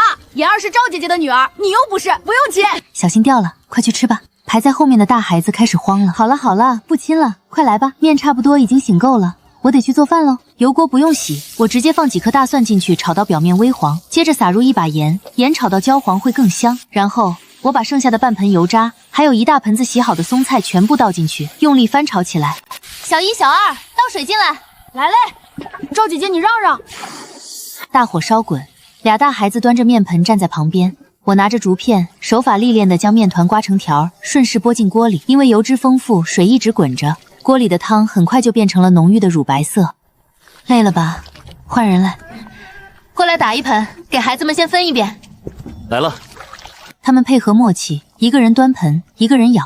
等他们把锅里的面条捞干净后，我便继续煮剩下的面。沈明清先给小的分面，每人都是满满1大碗，香气飘出去老远。段正在旁边紧紧盯着妍儿，生怕小丫头不小心烫着。我把面条子拖烂，吹凉喂给周宁玉。锅里还剩不少汤，喝完再盛啊。赵姐姐，今天的饭油水大，汤留到明天早上煮点豆芽土豆吧，就又是油水丰富的一餐。傻子，今天有，明天就可能有，咱们会越过越好的。想吃就多吃点。怎么没叫我？你起来做什么？再去睡会儿。来不及做饭了。下山后你给孩子们买点包子什么的垫一下。我有钱，拿着吧，都家徒四壁了，还有钱呢，买粗盐就好了。万一后面打到猎物也好用来腌制，就先买200斤吧。行，反正有骡子能驮。等一下，这个带给刘大人。好，你再去睡会儿。我都不想下山了。哎，沈大哥，您能不能跟赵姐姐说说，等周家人来了，咱们依旧留在山上吧？走吧，后面的事后面再说。小九、小石，我不小心睡着了。没事啊，快喝了去睡觉吧。这2匹牲口真是越咸越滑头。你也是的，跟骡子计较个什么劲儿？难不成他还能听懂啊？你不知道，这俩东西走一段就要吃东西，不给吃就不走。他俩驮着盐巴，我还得自己驮一口袋红薯。你们可少惹沈大少，否则咱们要吃螺肉喽。他们怎么也听你的？你是不是有妖法？打听过了，周家距离随州还有500里。快40天了，天越来越冷，他们营养跟不上，只会越走越慢。刘晨说沿途有人暗中照顾，每日能歇息，有冷馒头吃。哪有什么暗中照顾？那是前路每隔60里我提前藏好的银子。是你大恩大德，我们本想去劫囚，可大小姐写信死活不让。大叔快起，大小姐说的对，真动手就完了。定罪理由本就荒唐，有人正等着你们劫囚，刚好扣上通敌死罪。这段苦路，周家人只能自己咬牙走。起来了，起来了！官爷，孩子发烧了，能不能停一天再上路？周大公子，不是咱们刻薄，您这道路上耽搁久了，我们兄弟是要受罚的。我知道，我知道。您看我娘也有些走不动了，劳烦2位就开恩一次，明日绝不再耽搁。2位也好温壶浊酒，休息一日。行吧，你们走的还算快，明日绝不能再耽搁。哥，你就拿这种东西作践自己，作践娘吗？那你想如何？爹散尽家产体恤残兵，可现在呢，没有一个人站出来帮我们。我跟你说过了，他们动不得。尉迟家、孙家等着我们妄动，好扣叛国帽子。好，那奶娘呢？娘还他自由，还给他钱财，拿了万金手镯，每次就留5两银子打发叫花子。他坐马车招摇过市，你们为什么都还念着他的好？我要去举报他，他带着周宁玉就是逃犯。你疯了！举报是要玉儿的命！文轩，你怎么会如此歹毒啊？赵暖与我周家有恩，你不能因为他曾是咱们家下人，就不许他过得比咱们好，那是他的本事。可是宁安还这么小，凭什么那个卑贱的丫鬟过得比咱们好？凭你没本事！妍儿过得好是她有个厉害娘亲，你心比天高，命比纸薄，别把嫉妒落在我身上。大家都在努力活下去，只有你一直在拖后腿。这些东西都是奶娘留的钱买的，你既不屑，那就别吃了吧。每次开炉都像开盲盒，这水多尼西趴在地上的，就叫他躺平吧。只要不见太高，应该很安全。要不见高些，做个阁楼用来堆放东西。天冷了，让孩子们在空房间先住着。没事儿，随州最冷时大雪急临，这些小崽子们一样在破庙里缩着。以前是以前，为何不住？这不是给周家人建的吗？大户人家规矩多，多一事不如少一事。第一，周家人没那么多做派；第二，我谋划是报恩，非奴仆臣服；第三，若真如你所说，我马上就能带妍儿离开。丫头啊，这山头宽阔，咱们再寻个位置建几栋房如何？段爷爷和哥哥们都在山上陪妍儿吗？娘，您快同意啊，别让哥哥们下山嘛。你既不是奴仆，也该有自己住的地方。周家既然已经走到这一步，那往后的日子得靠他们自己过起来。你总不能一直照管着他们。娘，您不是说授人以鱼不如授人以渔吗？是我没想到这层。行，咱们在榛子林那边再建几栋。你们不下山能行吗？官府会不会找麻烦？没什么问题，帮官府送炭本来也是个3天打鱼2天晒网的事儿。今天下雪，咱们休息一日，我请大家吃锅子。锅子过去价值几十两，随州都没得买，都不成。金子不至于，但红铜也不便宜。咱们穷有穷的吃法，大铁锅架篝火上一样的煮。好耶，娘，我也要帮忙。咱们一锅辣的，一锅不辣的，切片，2名铜前后。沈大哥不想切，我来切。去，你去看着宁玉。娘，我真的做得很好。宝儿干得真好，这蘑菇收拾得真干净。你们来看看这蘑菇干净不干净？哎呦，真的很干净啊！下次没人收拾蘑菇的时候，记得叫我。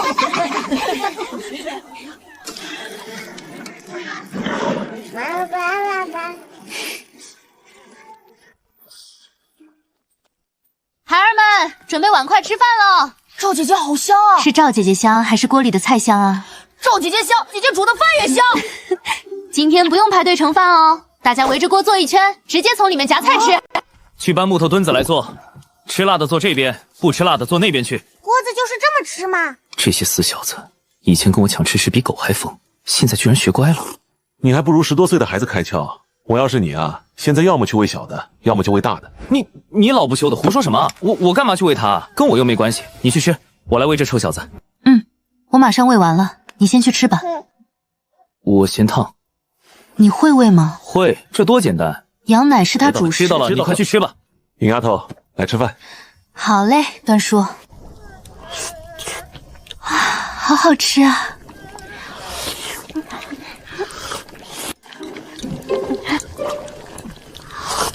松菜豆芽希腊，要吃不辣锅里的，土豆胡萝卜入味，吃辣锅里的才好。哎呦，我的小祖宗，你抓碗干什么？别抓筷子！还笑？我打你了啊！你到底有几只手啊？小祖宗别抓了，疼！娘的乖宝哎，别扯叔叔头发啦，扯秃了就找不到老婆喽。果然有奶就是娘，我这喂了半天算是白费力气了。这炕可是我设计的，孩儿们加把劲儿吃哟，菜跟肉都管够。谢谢赵姐姐，谢谢赵姐姐。好了，不用道谢，最近你们也都忙坏了，我以肉代酒，咱们干一个。娘，岁州城好黑啊。是啊，娘教你念首诗吧。好呀好呀，娘好久都没教我念诗了，这次还是诗仙李白爷爷的吗？不是，这次是香山古士白居易的《卖炭翁》。卖炭翁倒也应景，只是这什么诗仙香山君士我没听过，可是近些年京中出的沽名钓誉之辈。当然不是，这可是我在一孤本上看到的，你别瞎说。哎呀，你别管这么多了，听我念就好。卖炭翁，伐金烧炭南山中，满面尘灰烟火色，两鬓苍苍十指黑。可怜身上衣正单，心忧探剑怨天寒。夜来城外一尺雪，小驾探车免冰折。整座院子造价最高的就是门窗、床铺，还有桌椅，这些差不多花掉了我20两银子。两边厢房打通，气通铺，简单方便。过几年小姨他们大了，万一谈个姑娘怎么住？若要成婚，得自己建房，不能跟我们住吧？糟了，这时代哪有没成婚就带姑娘回家的？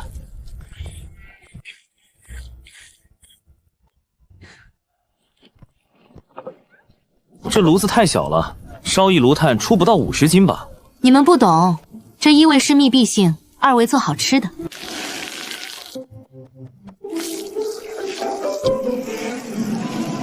娘，这是什么呀？咸土豆泥面包。面包是什么啊，娘？等会儿烤好你就知道了。闻到这香味儿，我饿了。快好了，你们先洗手吧。呀，赵姐姐这是什么？妍儿妹妹你懂得真多。14哥哥你也厉害，会生火，敢吃虫，还不怕冷。这么一说我是挺厉害，我还会抓老鼠烤来吃哦。14哥哥真棒，其他哥哥也很棒。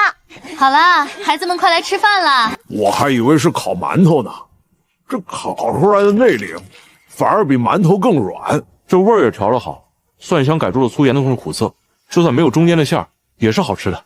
看得出这小子以后也是个小吃货。你是不是专摸着好的拿的啊？哼。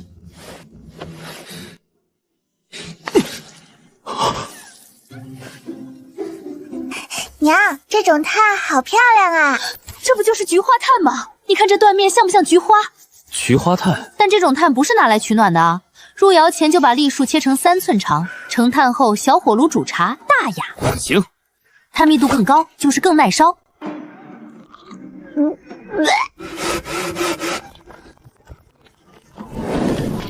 要沙做什么？烧炭跟打铁一样，需要淬火定型。这个泼水肯定是不行，会激起很多灰飞。我试试用湿沙。这样啊，那你自己先试着。我们加紧盖房，做不了喊我。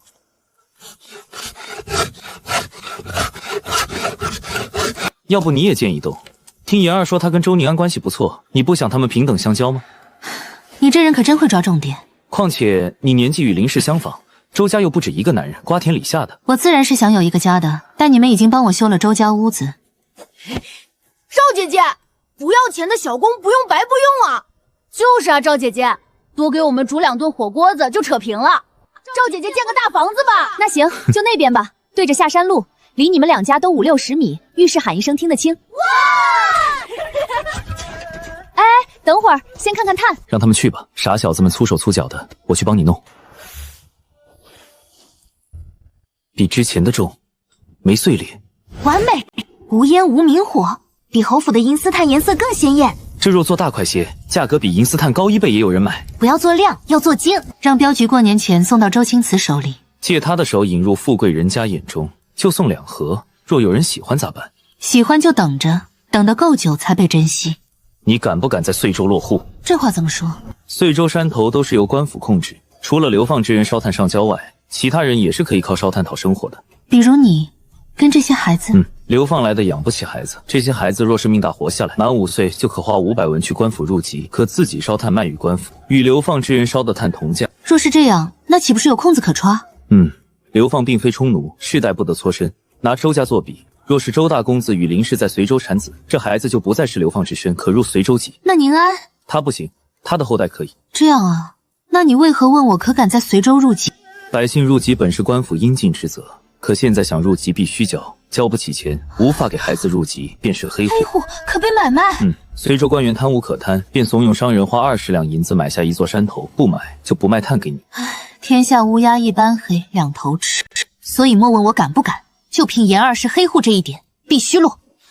你既知天下乌鸦一般黑就好，怕你不知外面险恶。若是周家变了心境，落户买山，也不至于陷入完全被动。既然这样，我就买周家这座山头，可行？行。不知是不是熊肉大补，不到2个月时间，少年们个个都长高长壮不少。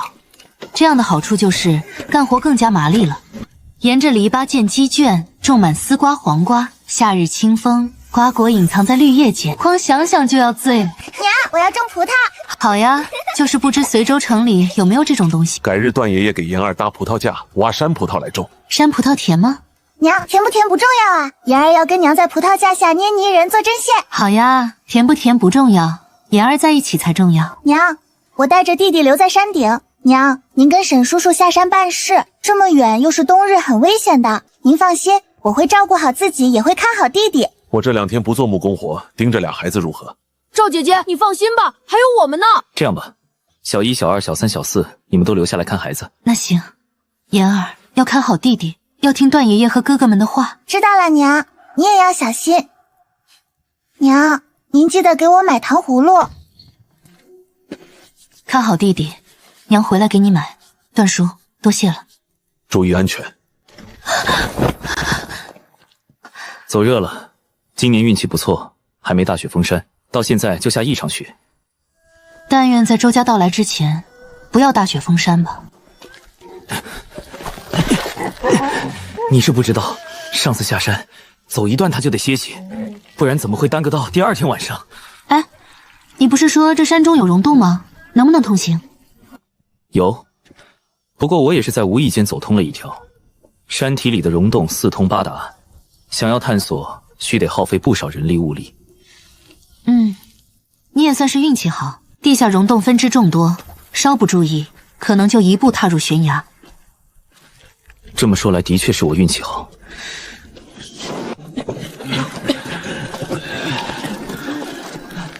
那是在烧炭。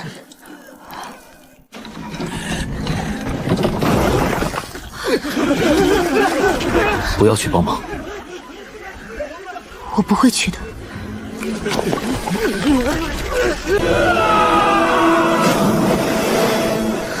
走吧。啥？落户？是啊，要只是买山头，我何必带人来您老这里？孙大人，起来办公吧。姓孙。嘿嘿，在这儿呢。我帮您吧。哎，好好好。真是瘦死的骆驼比马大，都流放了，还有人来提前打点。孙大人，我家还有个女儿，还有个儿子，也想落户在随州。只要够钱，你家的猪牛羊我都能给上个户。今日先这些。孙大人，这块熊肉是我偶得的，您炖煮一锅，补补身子。熊肉？我老头子临死也算是长见识了，竟然能吃到这等猛兽的肉。还是那句话，你就算是有猪狗要落户，只要我在，都能给你办了。多谢孙大人，您好好保重身体。这熊肉您若是吃得惯，下次我再给您送。哟，这么容易偶得？大人喜欢，不容易也得容易。刘大人对这位孙大人可了解？他来的比本官还早，唯一确定的就是他跟孙家有匪浅的关系。说起来，好像从本官到随州见到孙大人第一眼，他就是这副模样，没有10来年，也有7、8年了。走，去市场看看。好。除了葱、酸菜和萝卜，连个新鲜叶子都没有。搜刮10几个摊子才各凑够100来斤，只要东西不要钱。小5、小6，你们去趟米粮店，先买一趟杂粮来。比云州贵1两文，心疼死我了。但山上20多张嘴等着，咬碎牙也得各买100斤。咦，掌柜的，可否能借你家10年一用？小娘子，这不合适吧？来都来了，骡子还拖得动吗？骡子好，就算山路，一头至少也能拖400斤。那就再要100斤玉米，不是，是粒米。哎呦，小娘子真是爽快人儿！娘子相公随我来，咱们去后院歇歇。多谢嫂子。不谢不谢，还愣着？关了铺子门，后院倒茶去啊！哦。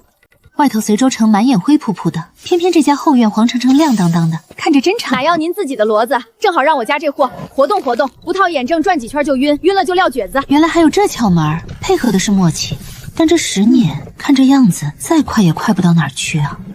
留下几个在这儿等着，我跟沈明清再去转转。小娘子要买些什么？随便看看，若有菜种最好。去城东头老胡家，他家常给大户供菜，应该有不少。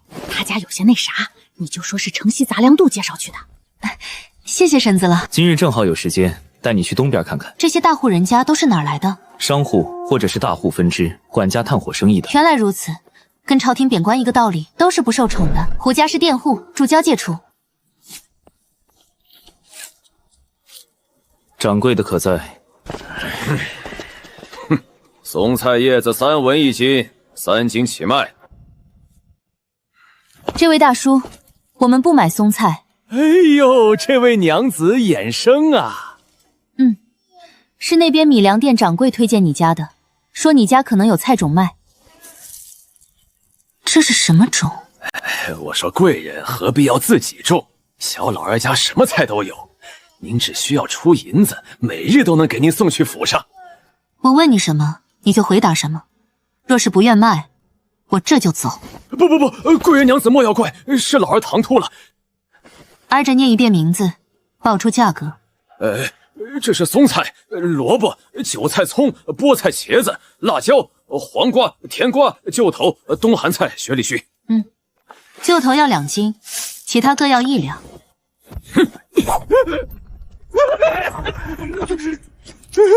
少哥，我找不开。走。爹，你怎么不多收些？随便就扔1锭银子出来的人，能是一般人？借着杂粮店婶子的名头，我们顺利买到了菜种。怎么样？我装的像不像？像。若不是你，今日这菜种肯定要遭高价。多谢。不必，等种出来菜，给我吃点就行。那还用说？等回去把地翻出来冻一冻，虫子冻死，来年菜才长得好。你怎么还懂这些？没做奶娘前我是农妇，当然会知道。做奶娘后，侯府书籍很多，夫人也允许下人借书看。那胡家老头祖上给大官管庄子，主家犯事砍头，被流放来的。难怪会种菜，常跟富贵人打交道，尾巴翘上天，糟粕学了10成，什么女子不抛头露面？咱这穷苦地儿，女人也得养家。他家老婆子儿媳苦啊，半夜种菜不给见人。真是多谢了。路上慢点儿。此时我心急如焚，只想尽快赶回山上。沈明清和孩子们也一样，都不想住漏风窝棚了。好在火把准备的足够，我们5人3骡连夜进山。夜里走不快，等走到山脚时，天都快亮了。要不咱们给这座山起个名儿吧？小五哥这个想法好，叫什么好呢？你们给我想一个啊！要不就叫赵家山吧？你们觉得如何？虽然普通，但一听就知道山主人姓赵，我觉得可以。那行，就叫赵家山。等下，那是什么？小山楂。野生山楂酸得很，越吃越饿。以前除非饿死，否则绝对不吃。走吧，去摘去。只要没有毒，我就有办法做得好吃。虽说不好吃，但摘果子就是让人开心。沈明清，他骂得很脏。娘，妍儿，我可想你了。娘也想你，连夜就赶回来了。看这个。娘，您不会把做糖葫的老头也买回来了吧半两银子的东西，你就这么一次性给他了？本来就买给他的，该给就给。这个比糖葫芦好吃，快吃啊，可甜了。这娘也吃。娘吃过了，给你留的。吃嘛，娘。肉碎。哪有你这样做娘的？多谢沈公子救命之恩。小姨厉害啊，都会做饭了，好吃。娘不在，都是小姨哥哥做饭。这让你娘歇息。娘的乖儿子，让娘睡一觉。谢谢妍儿妹妹，这是我娘买的，谢她吧。要不你燃起来试试？此时外面正好下雪，主上。孙佳莹，我今日没空。好，那等你空闲了喊我。这炭倒是新奇，纹路如花瓣，若用来煮茶，是他。宁安有个玩伴，好似叫妍儿。小姐，这话是何意？他让我活下来，努力赚钱接济周家，这便是他递来的点子。快去取泥炉来，真好看。后日就是玉妃生辰，正好。要不背这些人，这些孩子，我瞧着也都还算嘴艺。段叔，你在这边拉。你们觉得是现在的日子好，还是以前的日子好？当然是现在好了。沈大哥这话问的，现在的日子给我金子也不换。对，不换。既然你们觉得好，那就要保守秘密。这东西咱们从未见过，若是被外人知晓，不仅我，你们镇赵姐姐会没命，就连你们还有妍儿全都得死。沈大哥，您放心，这事儿我们会烂在肚子里的。是啊，沈大哥，要不是你，我们活不下来；要不是赵姐姐，我们活得不如狗。如有泄露，天打雷劈！如有泄露，天打雷劈！你们知道轻重就好。都流放了，还能再差到哪儿去？小姨，你给我找俩徒弟。妍儿，跟娘去洗山楂。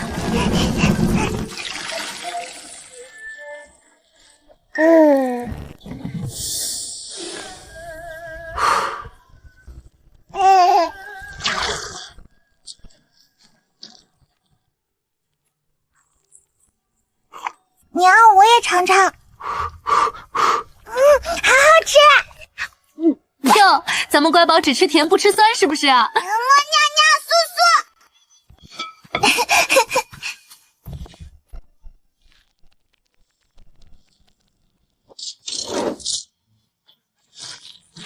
苏。有了它，就不用烧麻烦陶板了。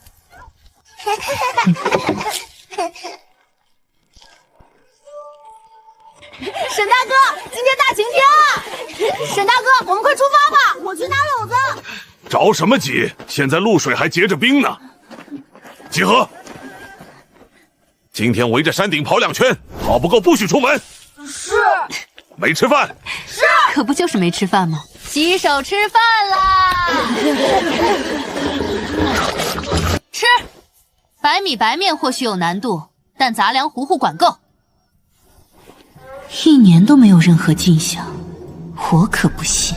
赵姐姐，你也跟着去玩吧，家里有我们看着呢。这，小姨，你把小子们分2批，今日我先带1批，若是鱼多，明日我再带剩下的去。这个主意好。你们在这里等着，我去看看山腰的洞还有没有水。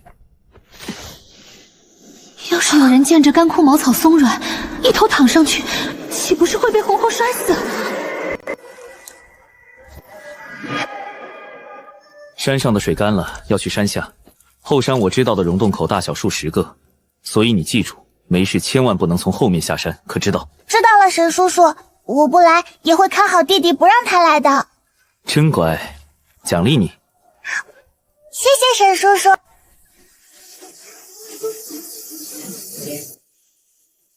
我第一次发现这里的时候，也如你们现在一般。没有我带，谁都不可以擅自来这里，懂了没有？天哪，这是什么东西啊？我们莫不是进了仙界？沈明清，你以前路过时，有没有闻到过什么刺鼻或是特别的味道？你怎么知道？前面有股臭鸡蛋味。远吗？不远，大概100米外吧，有个不小的侧洞。你若有兴趣，改日我带你来一趟。好。这里面能有这么大的鱼？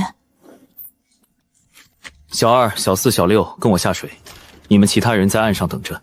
不脱衣裳。你是女人，我怎么能在你面前脱衣裳？又没让你们全脱光，身上的薄袄要是弄湿了再走回去，个个都得冻成冰坨子。今天太阳好，比平常要暖。不会的。既然你们不脱，那就回去吧。拉好啊，我们开始赶鱼了。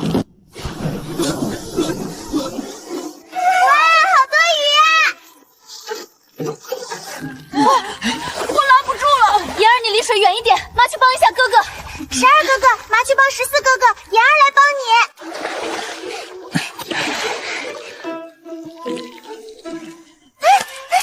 娘，我抓不住。妍儿妹妹，这样抓。哥哥，你掏进它嘴里，不会不咬吗？不会啊，这回是真委屈。你试试。他在吸我手指。这回是真委屈了。他那么小，哪里懂我们在笑他？哦，娘的乖宝，坏鱼打你了是不是？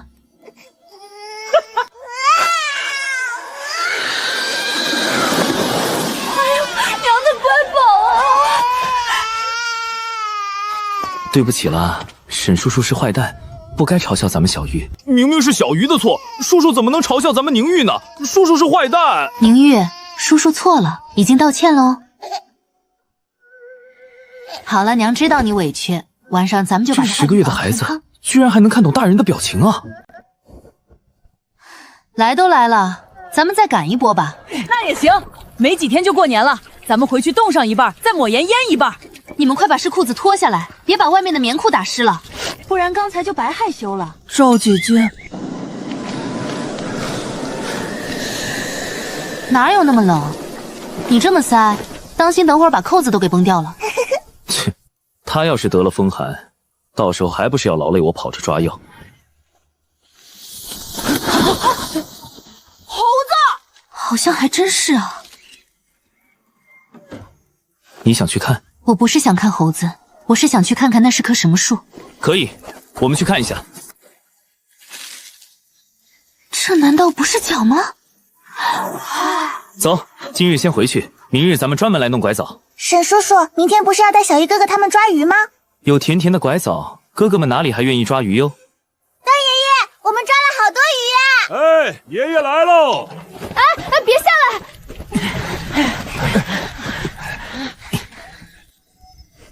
先在这里待着，等吃了饭再下地。好的，小鱼哥哥。锅里给你们留了饭，快去吃。好嘞，段叔。我先吃了啊，吃完趁新鲜把鱼处理一下。行，你先吃，吃完咱们一起弄。马上过年了，你也把胡子收拾一下呗。我不是那个意思。说得对，新年之前家中要扫扬尘，人也该扫扫。只你收拾哪行？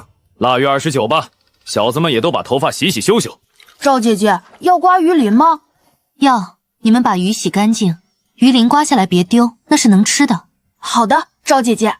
他们以前估计都是直接烤了吃，肚子里没油水，鱼鳞都舍不得丢。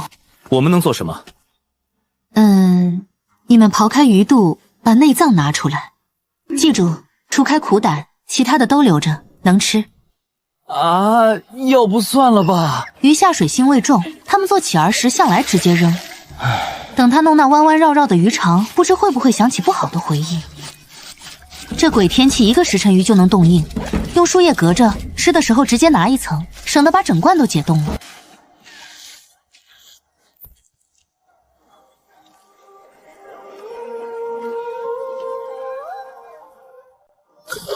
鱼肠红白相间，波浪边的鱼油看着跟熊肚子里的东西太像了，难为沈明清忍得这么辛苦。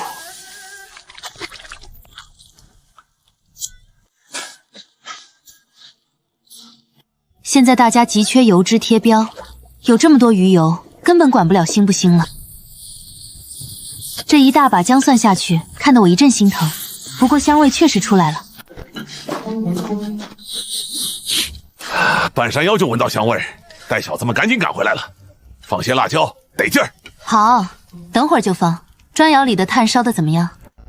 当然好啊，一炉几百斤，这个冬天的量不是问题。流放路上接济是死罪，大家心里都在替周家捏把汗，但愁也没用，那就好。怕有人不吃鱼杂，单独炖锅鱼汤备着。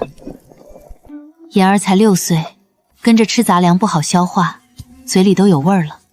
是我疏忽，给俩小的开小灶，周宁玉还得人喂，沈明清提前去喂小的，等会儿大人就能一起安生上桌吃饭了。14、13、12，怎么了，赵姐姐？14负责这一堆，13负责这一堆，12负责这边的。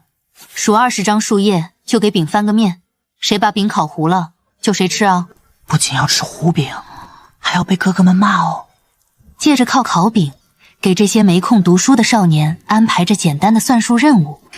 孩儿们，准备吃饭啦！赵姐姐，饼应该熟了。熟了就拿盘子捡起来呗，叫赵姐姐干啥？这2个糊了的，是不是你的？二哥是12哥的，我们俩的没糊。算了算了，糊的给我。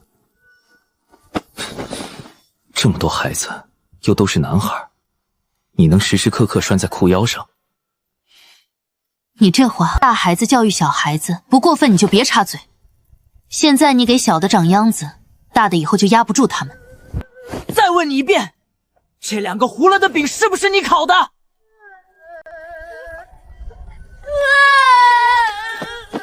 还还知道找个暖和的地方，不傻。大家吃饭了。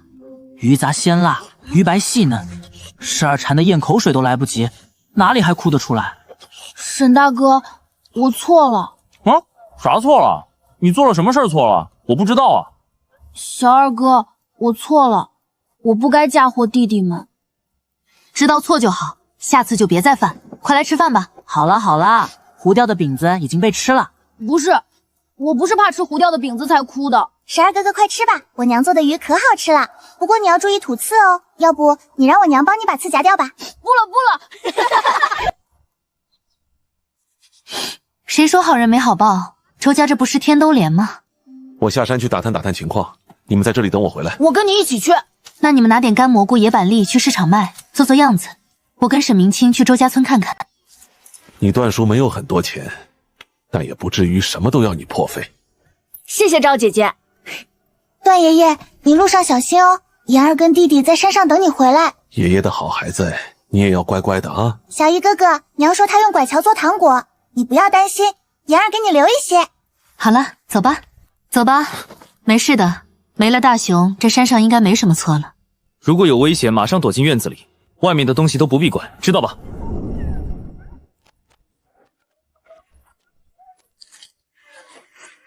你这是要用竹子敲，这拐枣小，敲下来都是碎的。就是啊，赵姐姐，我们会爬树。不行，这树太高了，有安全的方法，为什么要冒险呢？你们看好了啊！哇，我娘好厉害啊！还能这样？那我以前爬的树摔的跤算什么？算你傻，算你命大呗。赵姐姐能想出这个办法，好厉害啊！好了，把宁玉给我吧，接下来看你们的了。娘，你吃拐特。谢谢我宝儿。背篓装满了，宁玉也气坏了。明天我们再来吧。不来啦，这个做不了主食，留给小鸟、小猴子吧，咱们尝尝味儿就行。这女子聪慧有大德，可惜这样的人是女子，若为男儿，天下人有福。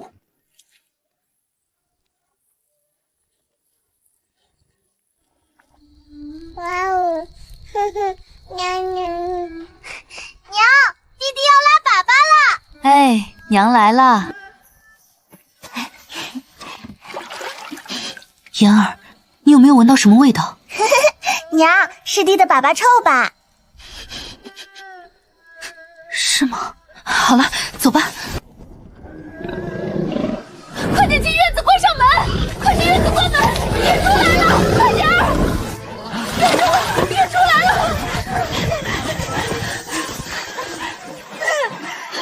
娘，赵姐姐跑快点！13，接住！14，看好妹妹，关门！13，关门！娘，哥哥放我出去，我要救我娘！妍儿，你跟弟弟哥哥们安全，娘才能专心收拾野猪，懂吗？过来！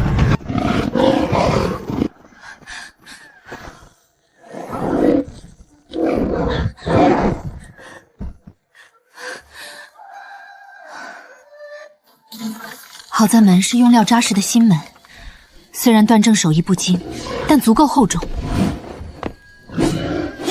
沈大哥，最后这窑就不烧了吧？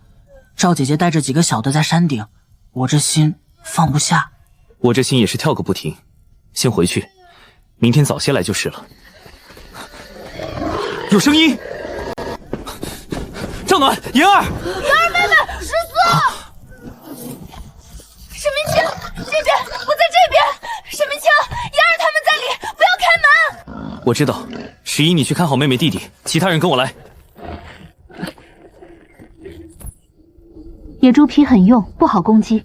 你去拿绳子绑在2棵树之间，然后引诱它冲撞，绊倒它。你再坚持一下，我们去准备。你们先绑着，我先去把野猪菇引开。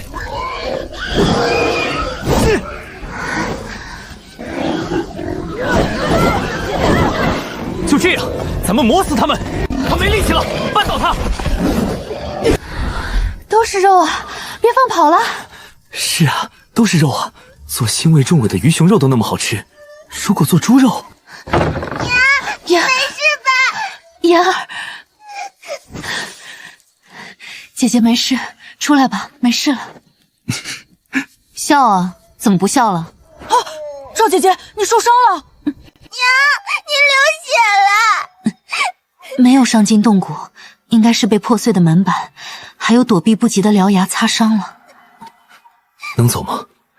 能，不过等下得要你帮我处理一下伤口。好，我去烧水，我去趟布巾。娘的好宝宝哎，别哭了。你跟弟弟没受伤，娘就觉得很值。你要是受伤了，娘痛的可就是心，医不好的那种。娘，爸！哎呦，我的乖儿子啊，都会喊娘了啊！那小猪钻是做烤乳猪的好原料，等段叔回来，我就去城里卖掉。我还说留着给孩子们补补身体呢。总不能什么都进他们肚子。你操持着这么多跟你毫无关系人的生活，不能让你把钱全都贴进来。这是野猪来过。妍儿，沈明清，赵暖。段叔，妍儿呢？赵暖呢？没事，没事，没事，都好着呢。妍儿在家。叔，赵暖受了些伤，还没起呢。你在干什么？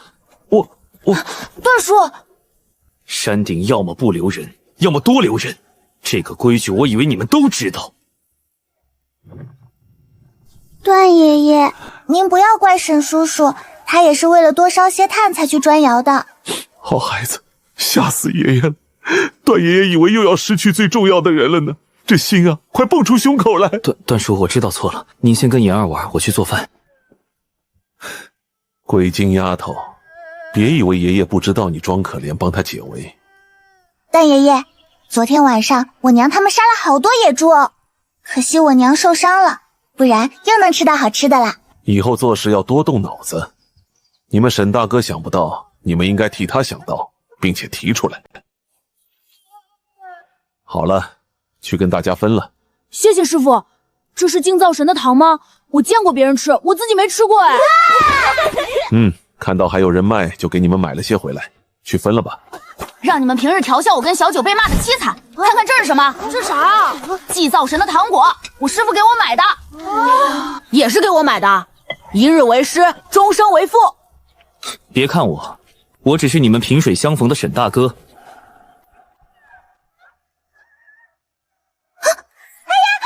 松鼠，哥哥们，松鼠来咱们家啦！嘘，他们还在睡觉呢。松鼠体型没这么大吧？可这个花纹看起来就是松鼠啊！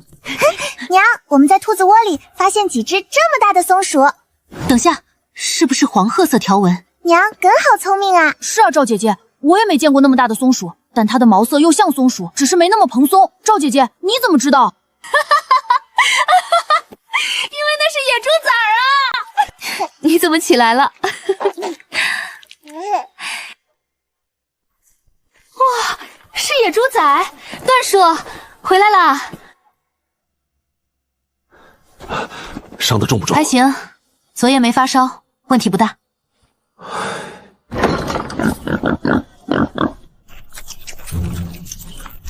要养起来，这野的能养活吗？能，这野猪是很好驯化的动物。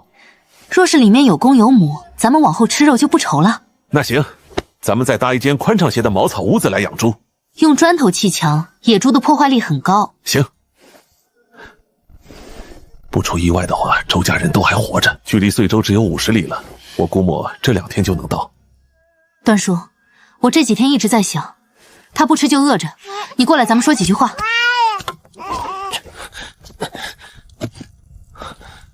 咱们房子都是分好了的，我想把粮食这些也分一下。你是怕周家来了会霸占这些东西？侯夫人，大公子夫妻是好人，可经历此事，谁敢保证他们的心态不发生变化？我同意赵暖的，我知侯夫人是你姑妈，又对你有恩，但你不能把这些孩子们都拉下水。我并没有这么想，重要的是你怎么想。我置办这些都花的是我的钱，当然是我想怎么安排就怎么安排。我真心为他们打算也是真。我为奴时有为奴的操守，现在是自由身，当然要以自己为重。你们是怕我奴性入骨，担心我。那好，你说怎么分吧。我这是放长线钓大鱼呢，很多事儿我做不了，都要他们帮忙。比如这菊花炭生意，我只能统筹，你们得给我做长工。人之有情，重在绵长。利益捆绑听起来不好听，却是最牢固、最持久的。所以想不被朋友抛弃背叛，那就要齐头并进，让对方知道合则无敌，分则两半。赵姐姐，你不要我们了吗？赵姐姐，我不要粮食，我要跟赵姐姐、妍儿妹妹一起。傻孩子，往后咱们还是在一块儿。马上周家人就来了，往后山顶就3家人啦。你们若是还想跟姐姐亲近，那他们来了后，你们就教他们怎么干活，怎么在山上生活下去，好不好？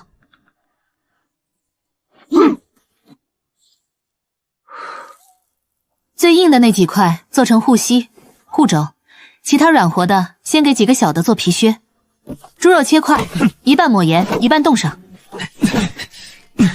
好。娘，这个好硬啊，怎么吃？拿过来，我教你。哎呀，娘，它飞起来了。等凉了吃。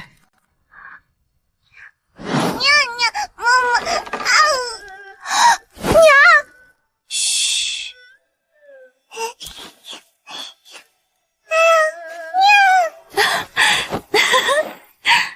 过几日你娘就来了，你也不等等，让她看到你第一次走路。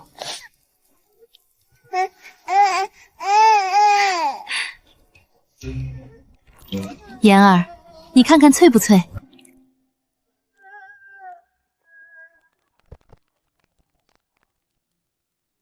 娘，您吃一个。下次我们看到了再采些回来。做这个好麻烦的，你们让赵姐姐教大家做呗。姐姐的好弟弟，来，趁现在你还小，亲一口。逗你的，去玩吧。哎，你干什么？这些不要了吧？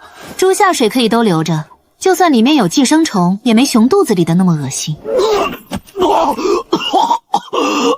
赵姐姐，你教我怎么处理这些猪下水吧。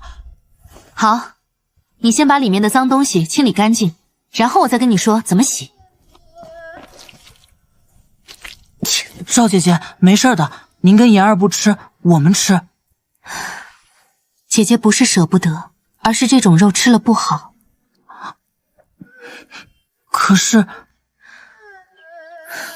这样吧，你把这些恶肉还有胰脏单独放，姐姐教你做胰子，这样就不会浪费了。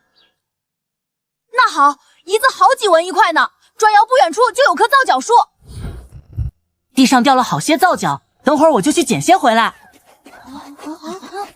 娘，我们快点开始吧，好不好嘛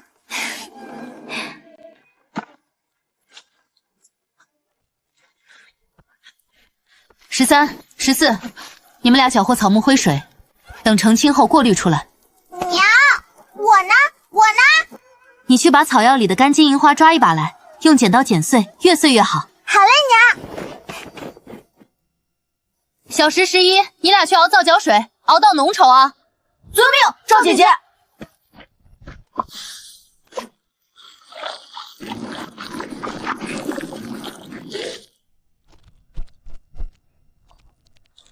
娘，这就好了吗？还得放在阴凉处熟化，不然用了会烂手哦。好了，做好了就准备吃饭吧。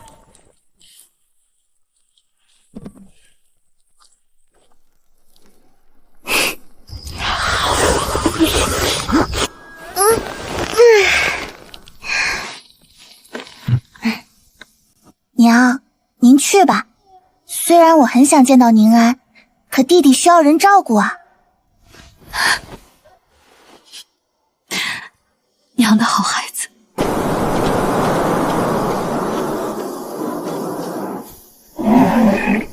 暖丫头，你们几个先去沈明清的窝棚等着，我去城门口打探打探。段叔，我跟你一起去，若是有事儿，我还能回来报信。小姨说的没错，你们俩一起，我带着他们俩去沈明清窝棚。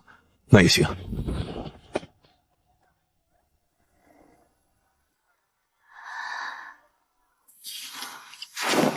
小叔，下雪了。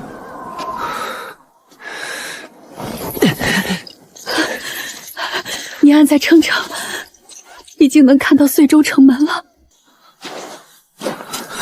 娘，您看，遂州城到了。下雪了，你爹最讨厌下雪了。他说那日大雪是他一生耻辱。哎，我没有怪他，就是心里过不去那个坎儿。娘，这些我都知道，您就别说了，睡会儿，等您醒来咱们就到了。我撑着呢，我还没见到玉儿。要我说啊，你们周家是这个。官差大哥说笑了。没说笑，衙门里一年流放的没有7、8趟，也有4、5趟，能全勋全为走到的，也就你们周家。那得多谢2位关照。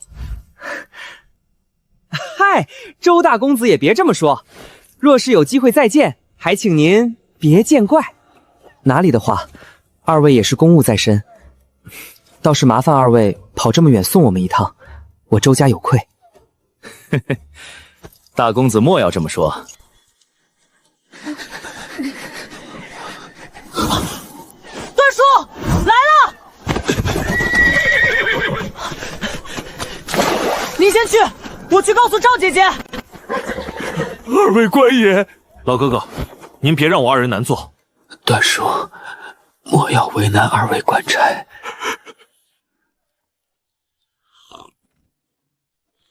刘大人，好雅兴啊！哟，周家娘子咋这个时候前来？前日打了只野猪，这不给您，还有孙大人送肉来了。多谢多谢。还有1块豚肉，您牙口好，就把这块肉留给孙大人吧。好，好，好，周娘子考虑的周到。周娘子来是有事吧？什么都逃不过大人的法眼，周家人快到了。哟，这一路苦啊！可不是吗？他们得先来衙门报道吧，您。公事公办，公事公办。多谢刘大人了。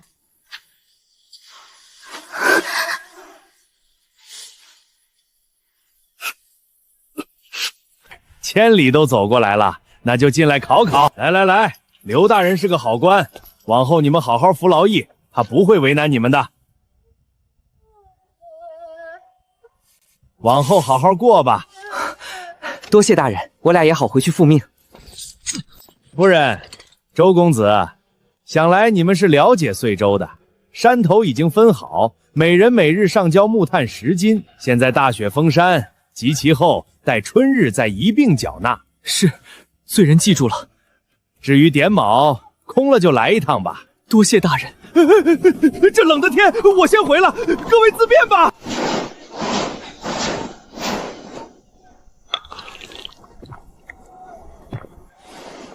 大奶奶莫想多，遂州不错，玉儿前些天都会走路了呢。你的大恩大德，我生生世世不敢忘，做牛马也要报答你。瞧您说的，没这么严重，睡会儿吧。夫人，您可还记得沈家小二，他与我在一起呢。您不是常常念叨他吗？他没死，我今天下山来接你们。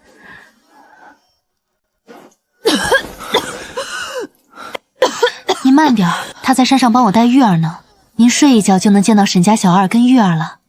您好好的，往后还得靠您带孩子呢。不然每天好几10斤炭，大公子哪里烧得出来？乃赵暖，此恩无以为报。大公子言重了。大公子，莫要强撑了，歇息吧。您看看牵骡子的是谁？段叔，真的是段叔。大公子，是是我，别哭了啊，都安全了。段大哥，周青瓷能找到段正，大公子却没找到，连夫人都不知假死的沈明清。周青瓷也能联系到嫁入处处摄肘的相国孙府，这大小姐实则本事了得啊！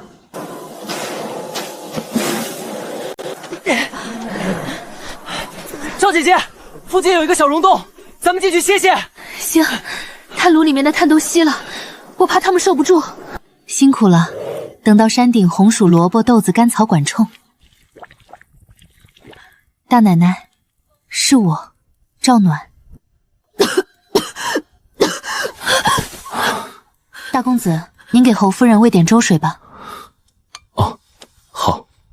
三公子如果醒了的话，就起来喝粥吧。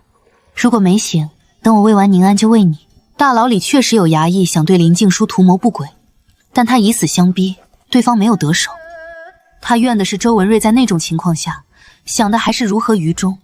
竟想不林家爹娘后神以死明念，想到他早死的妹妹，被迫嫁入孙家的小姑。幸好他在路上没有一时想不开，幸好他活着到了遂州。林静茹暗暗发誓，绝不拿女儿去填这个忠君的坑。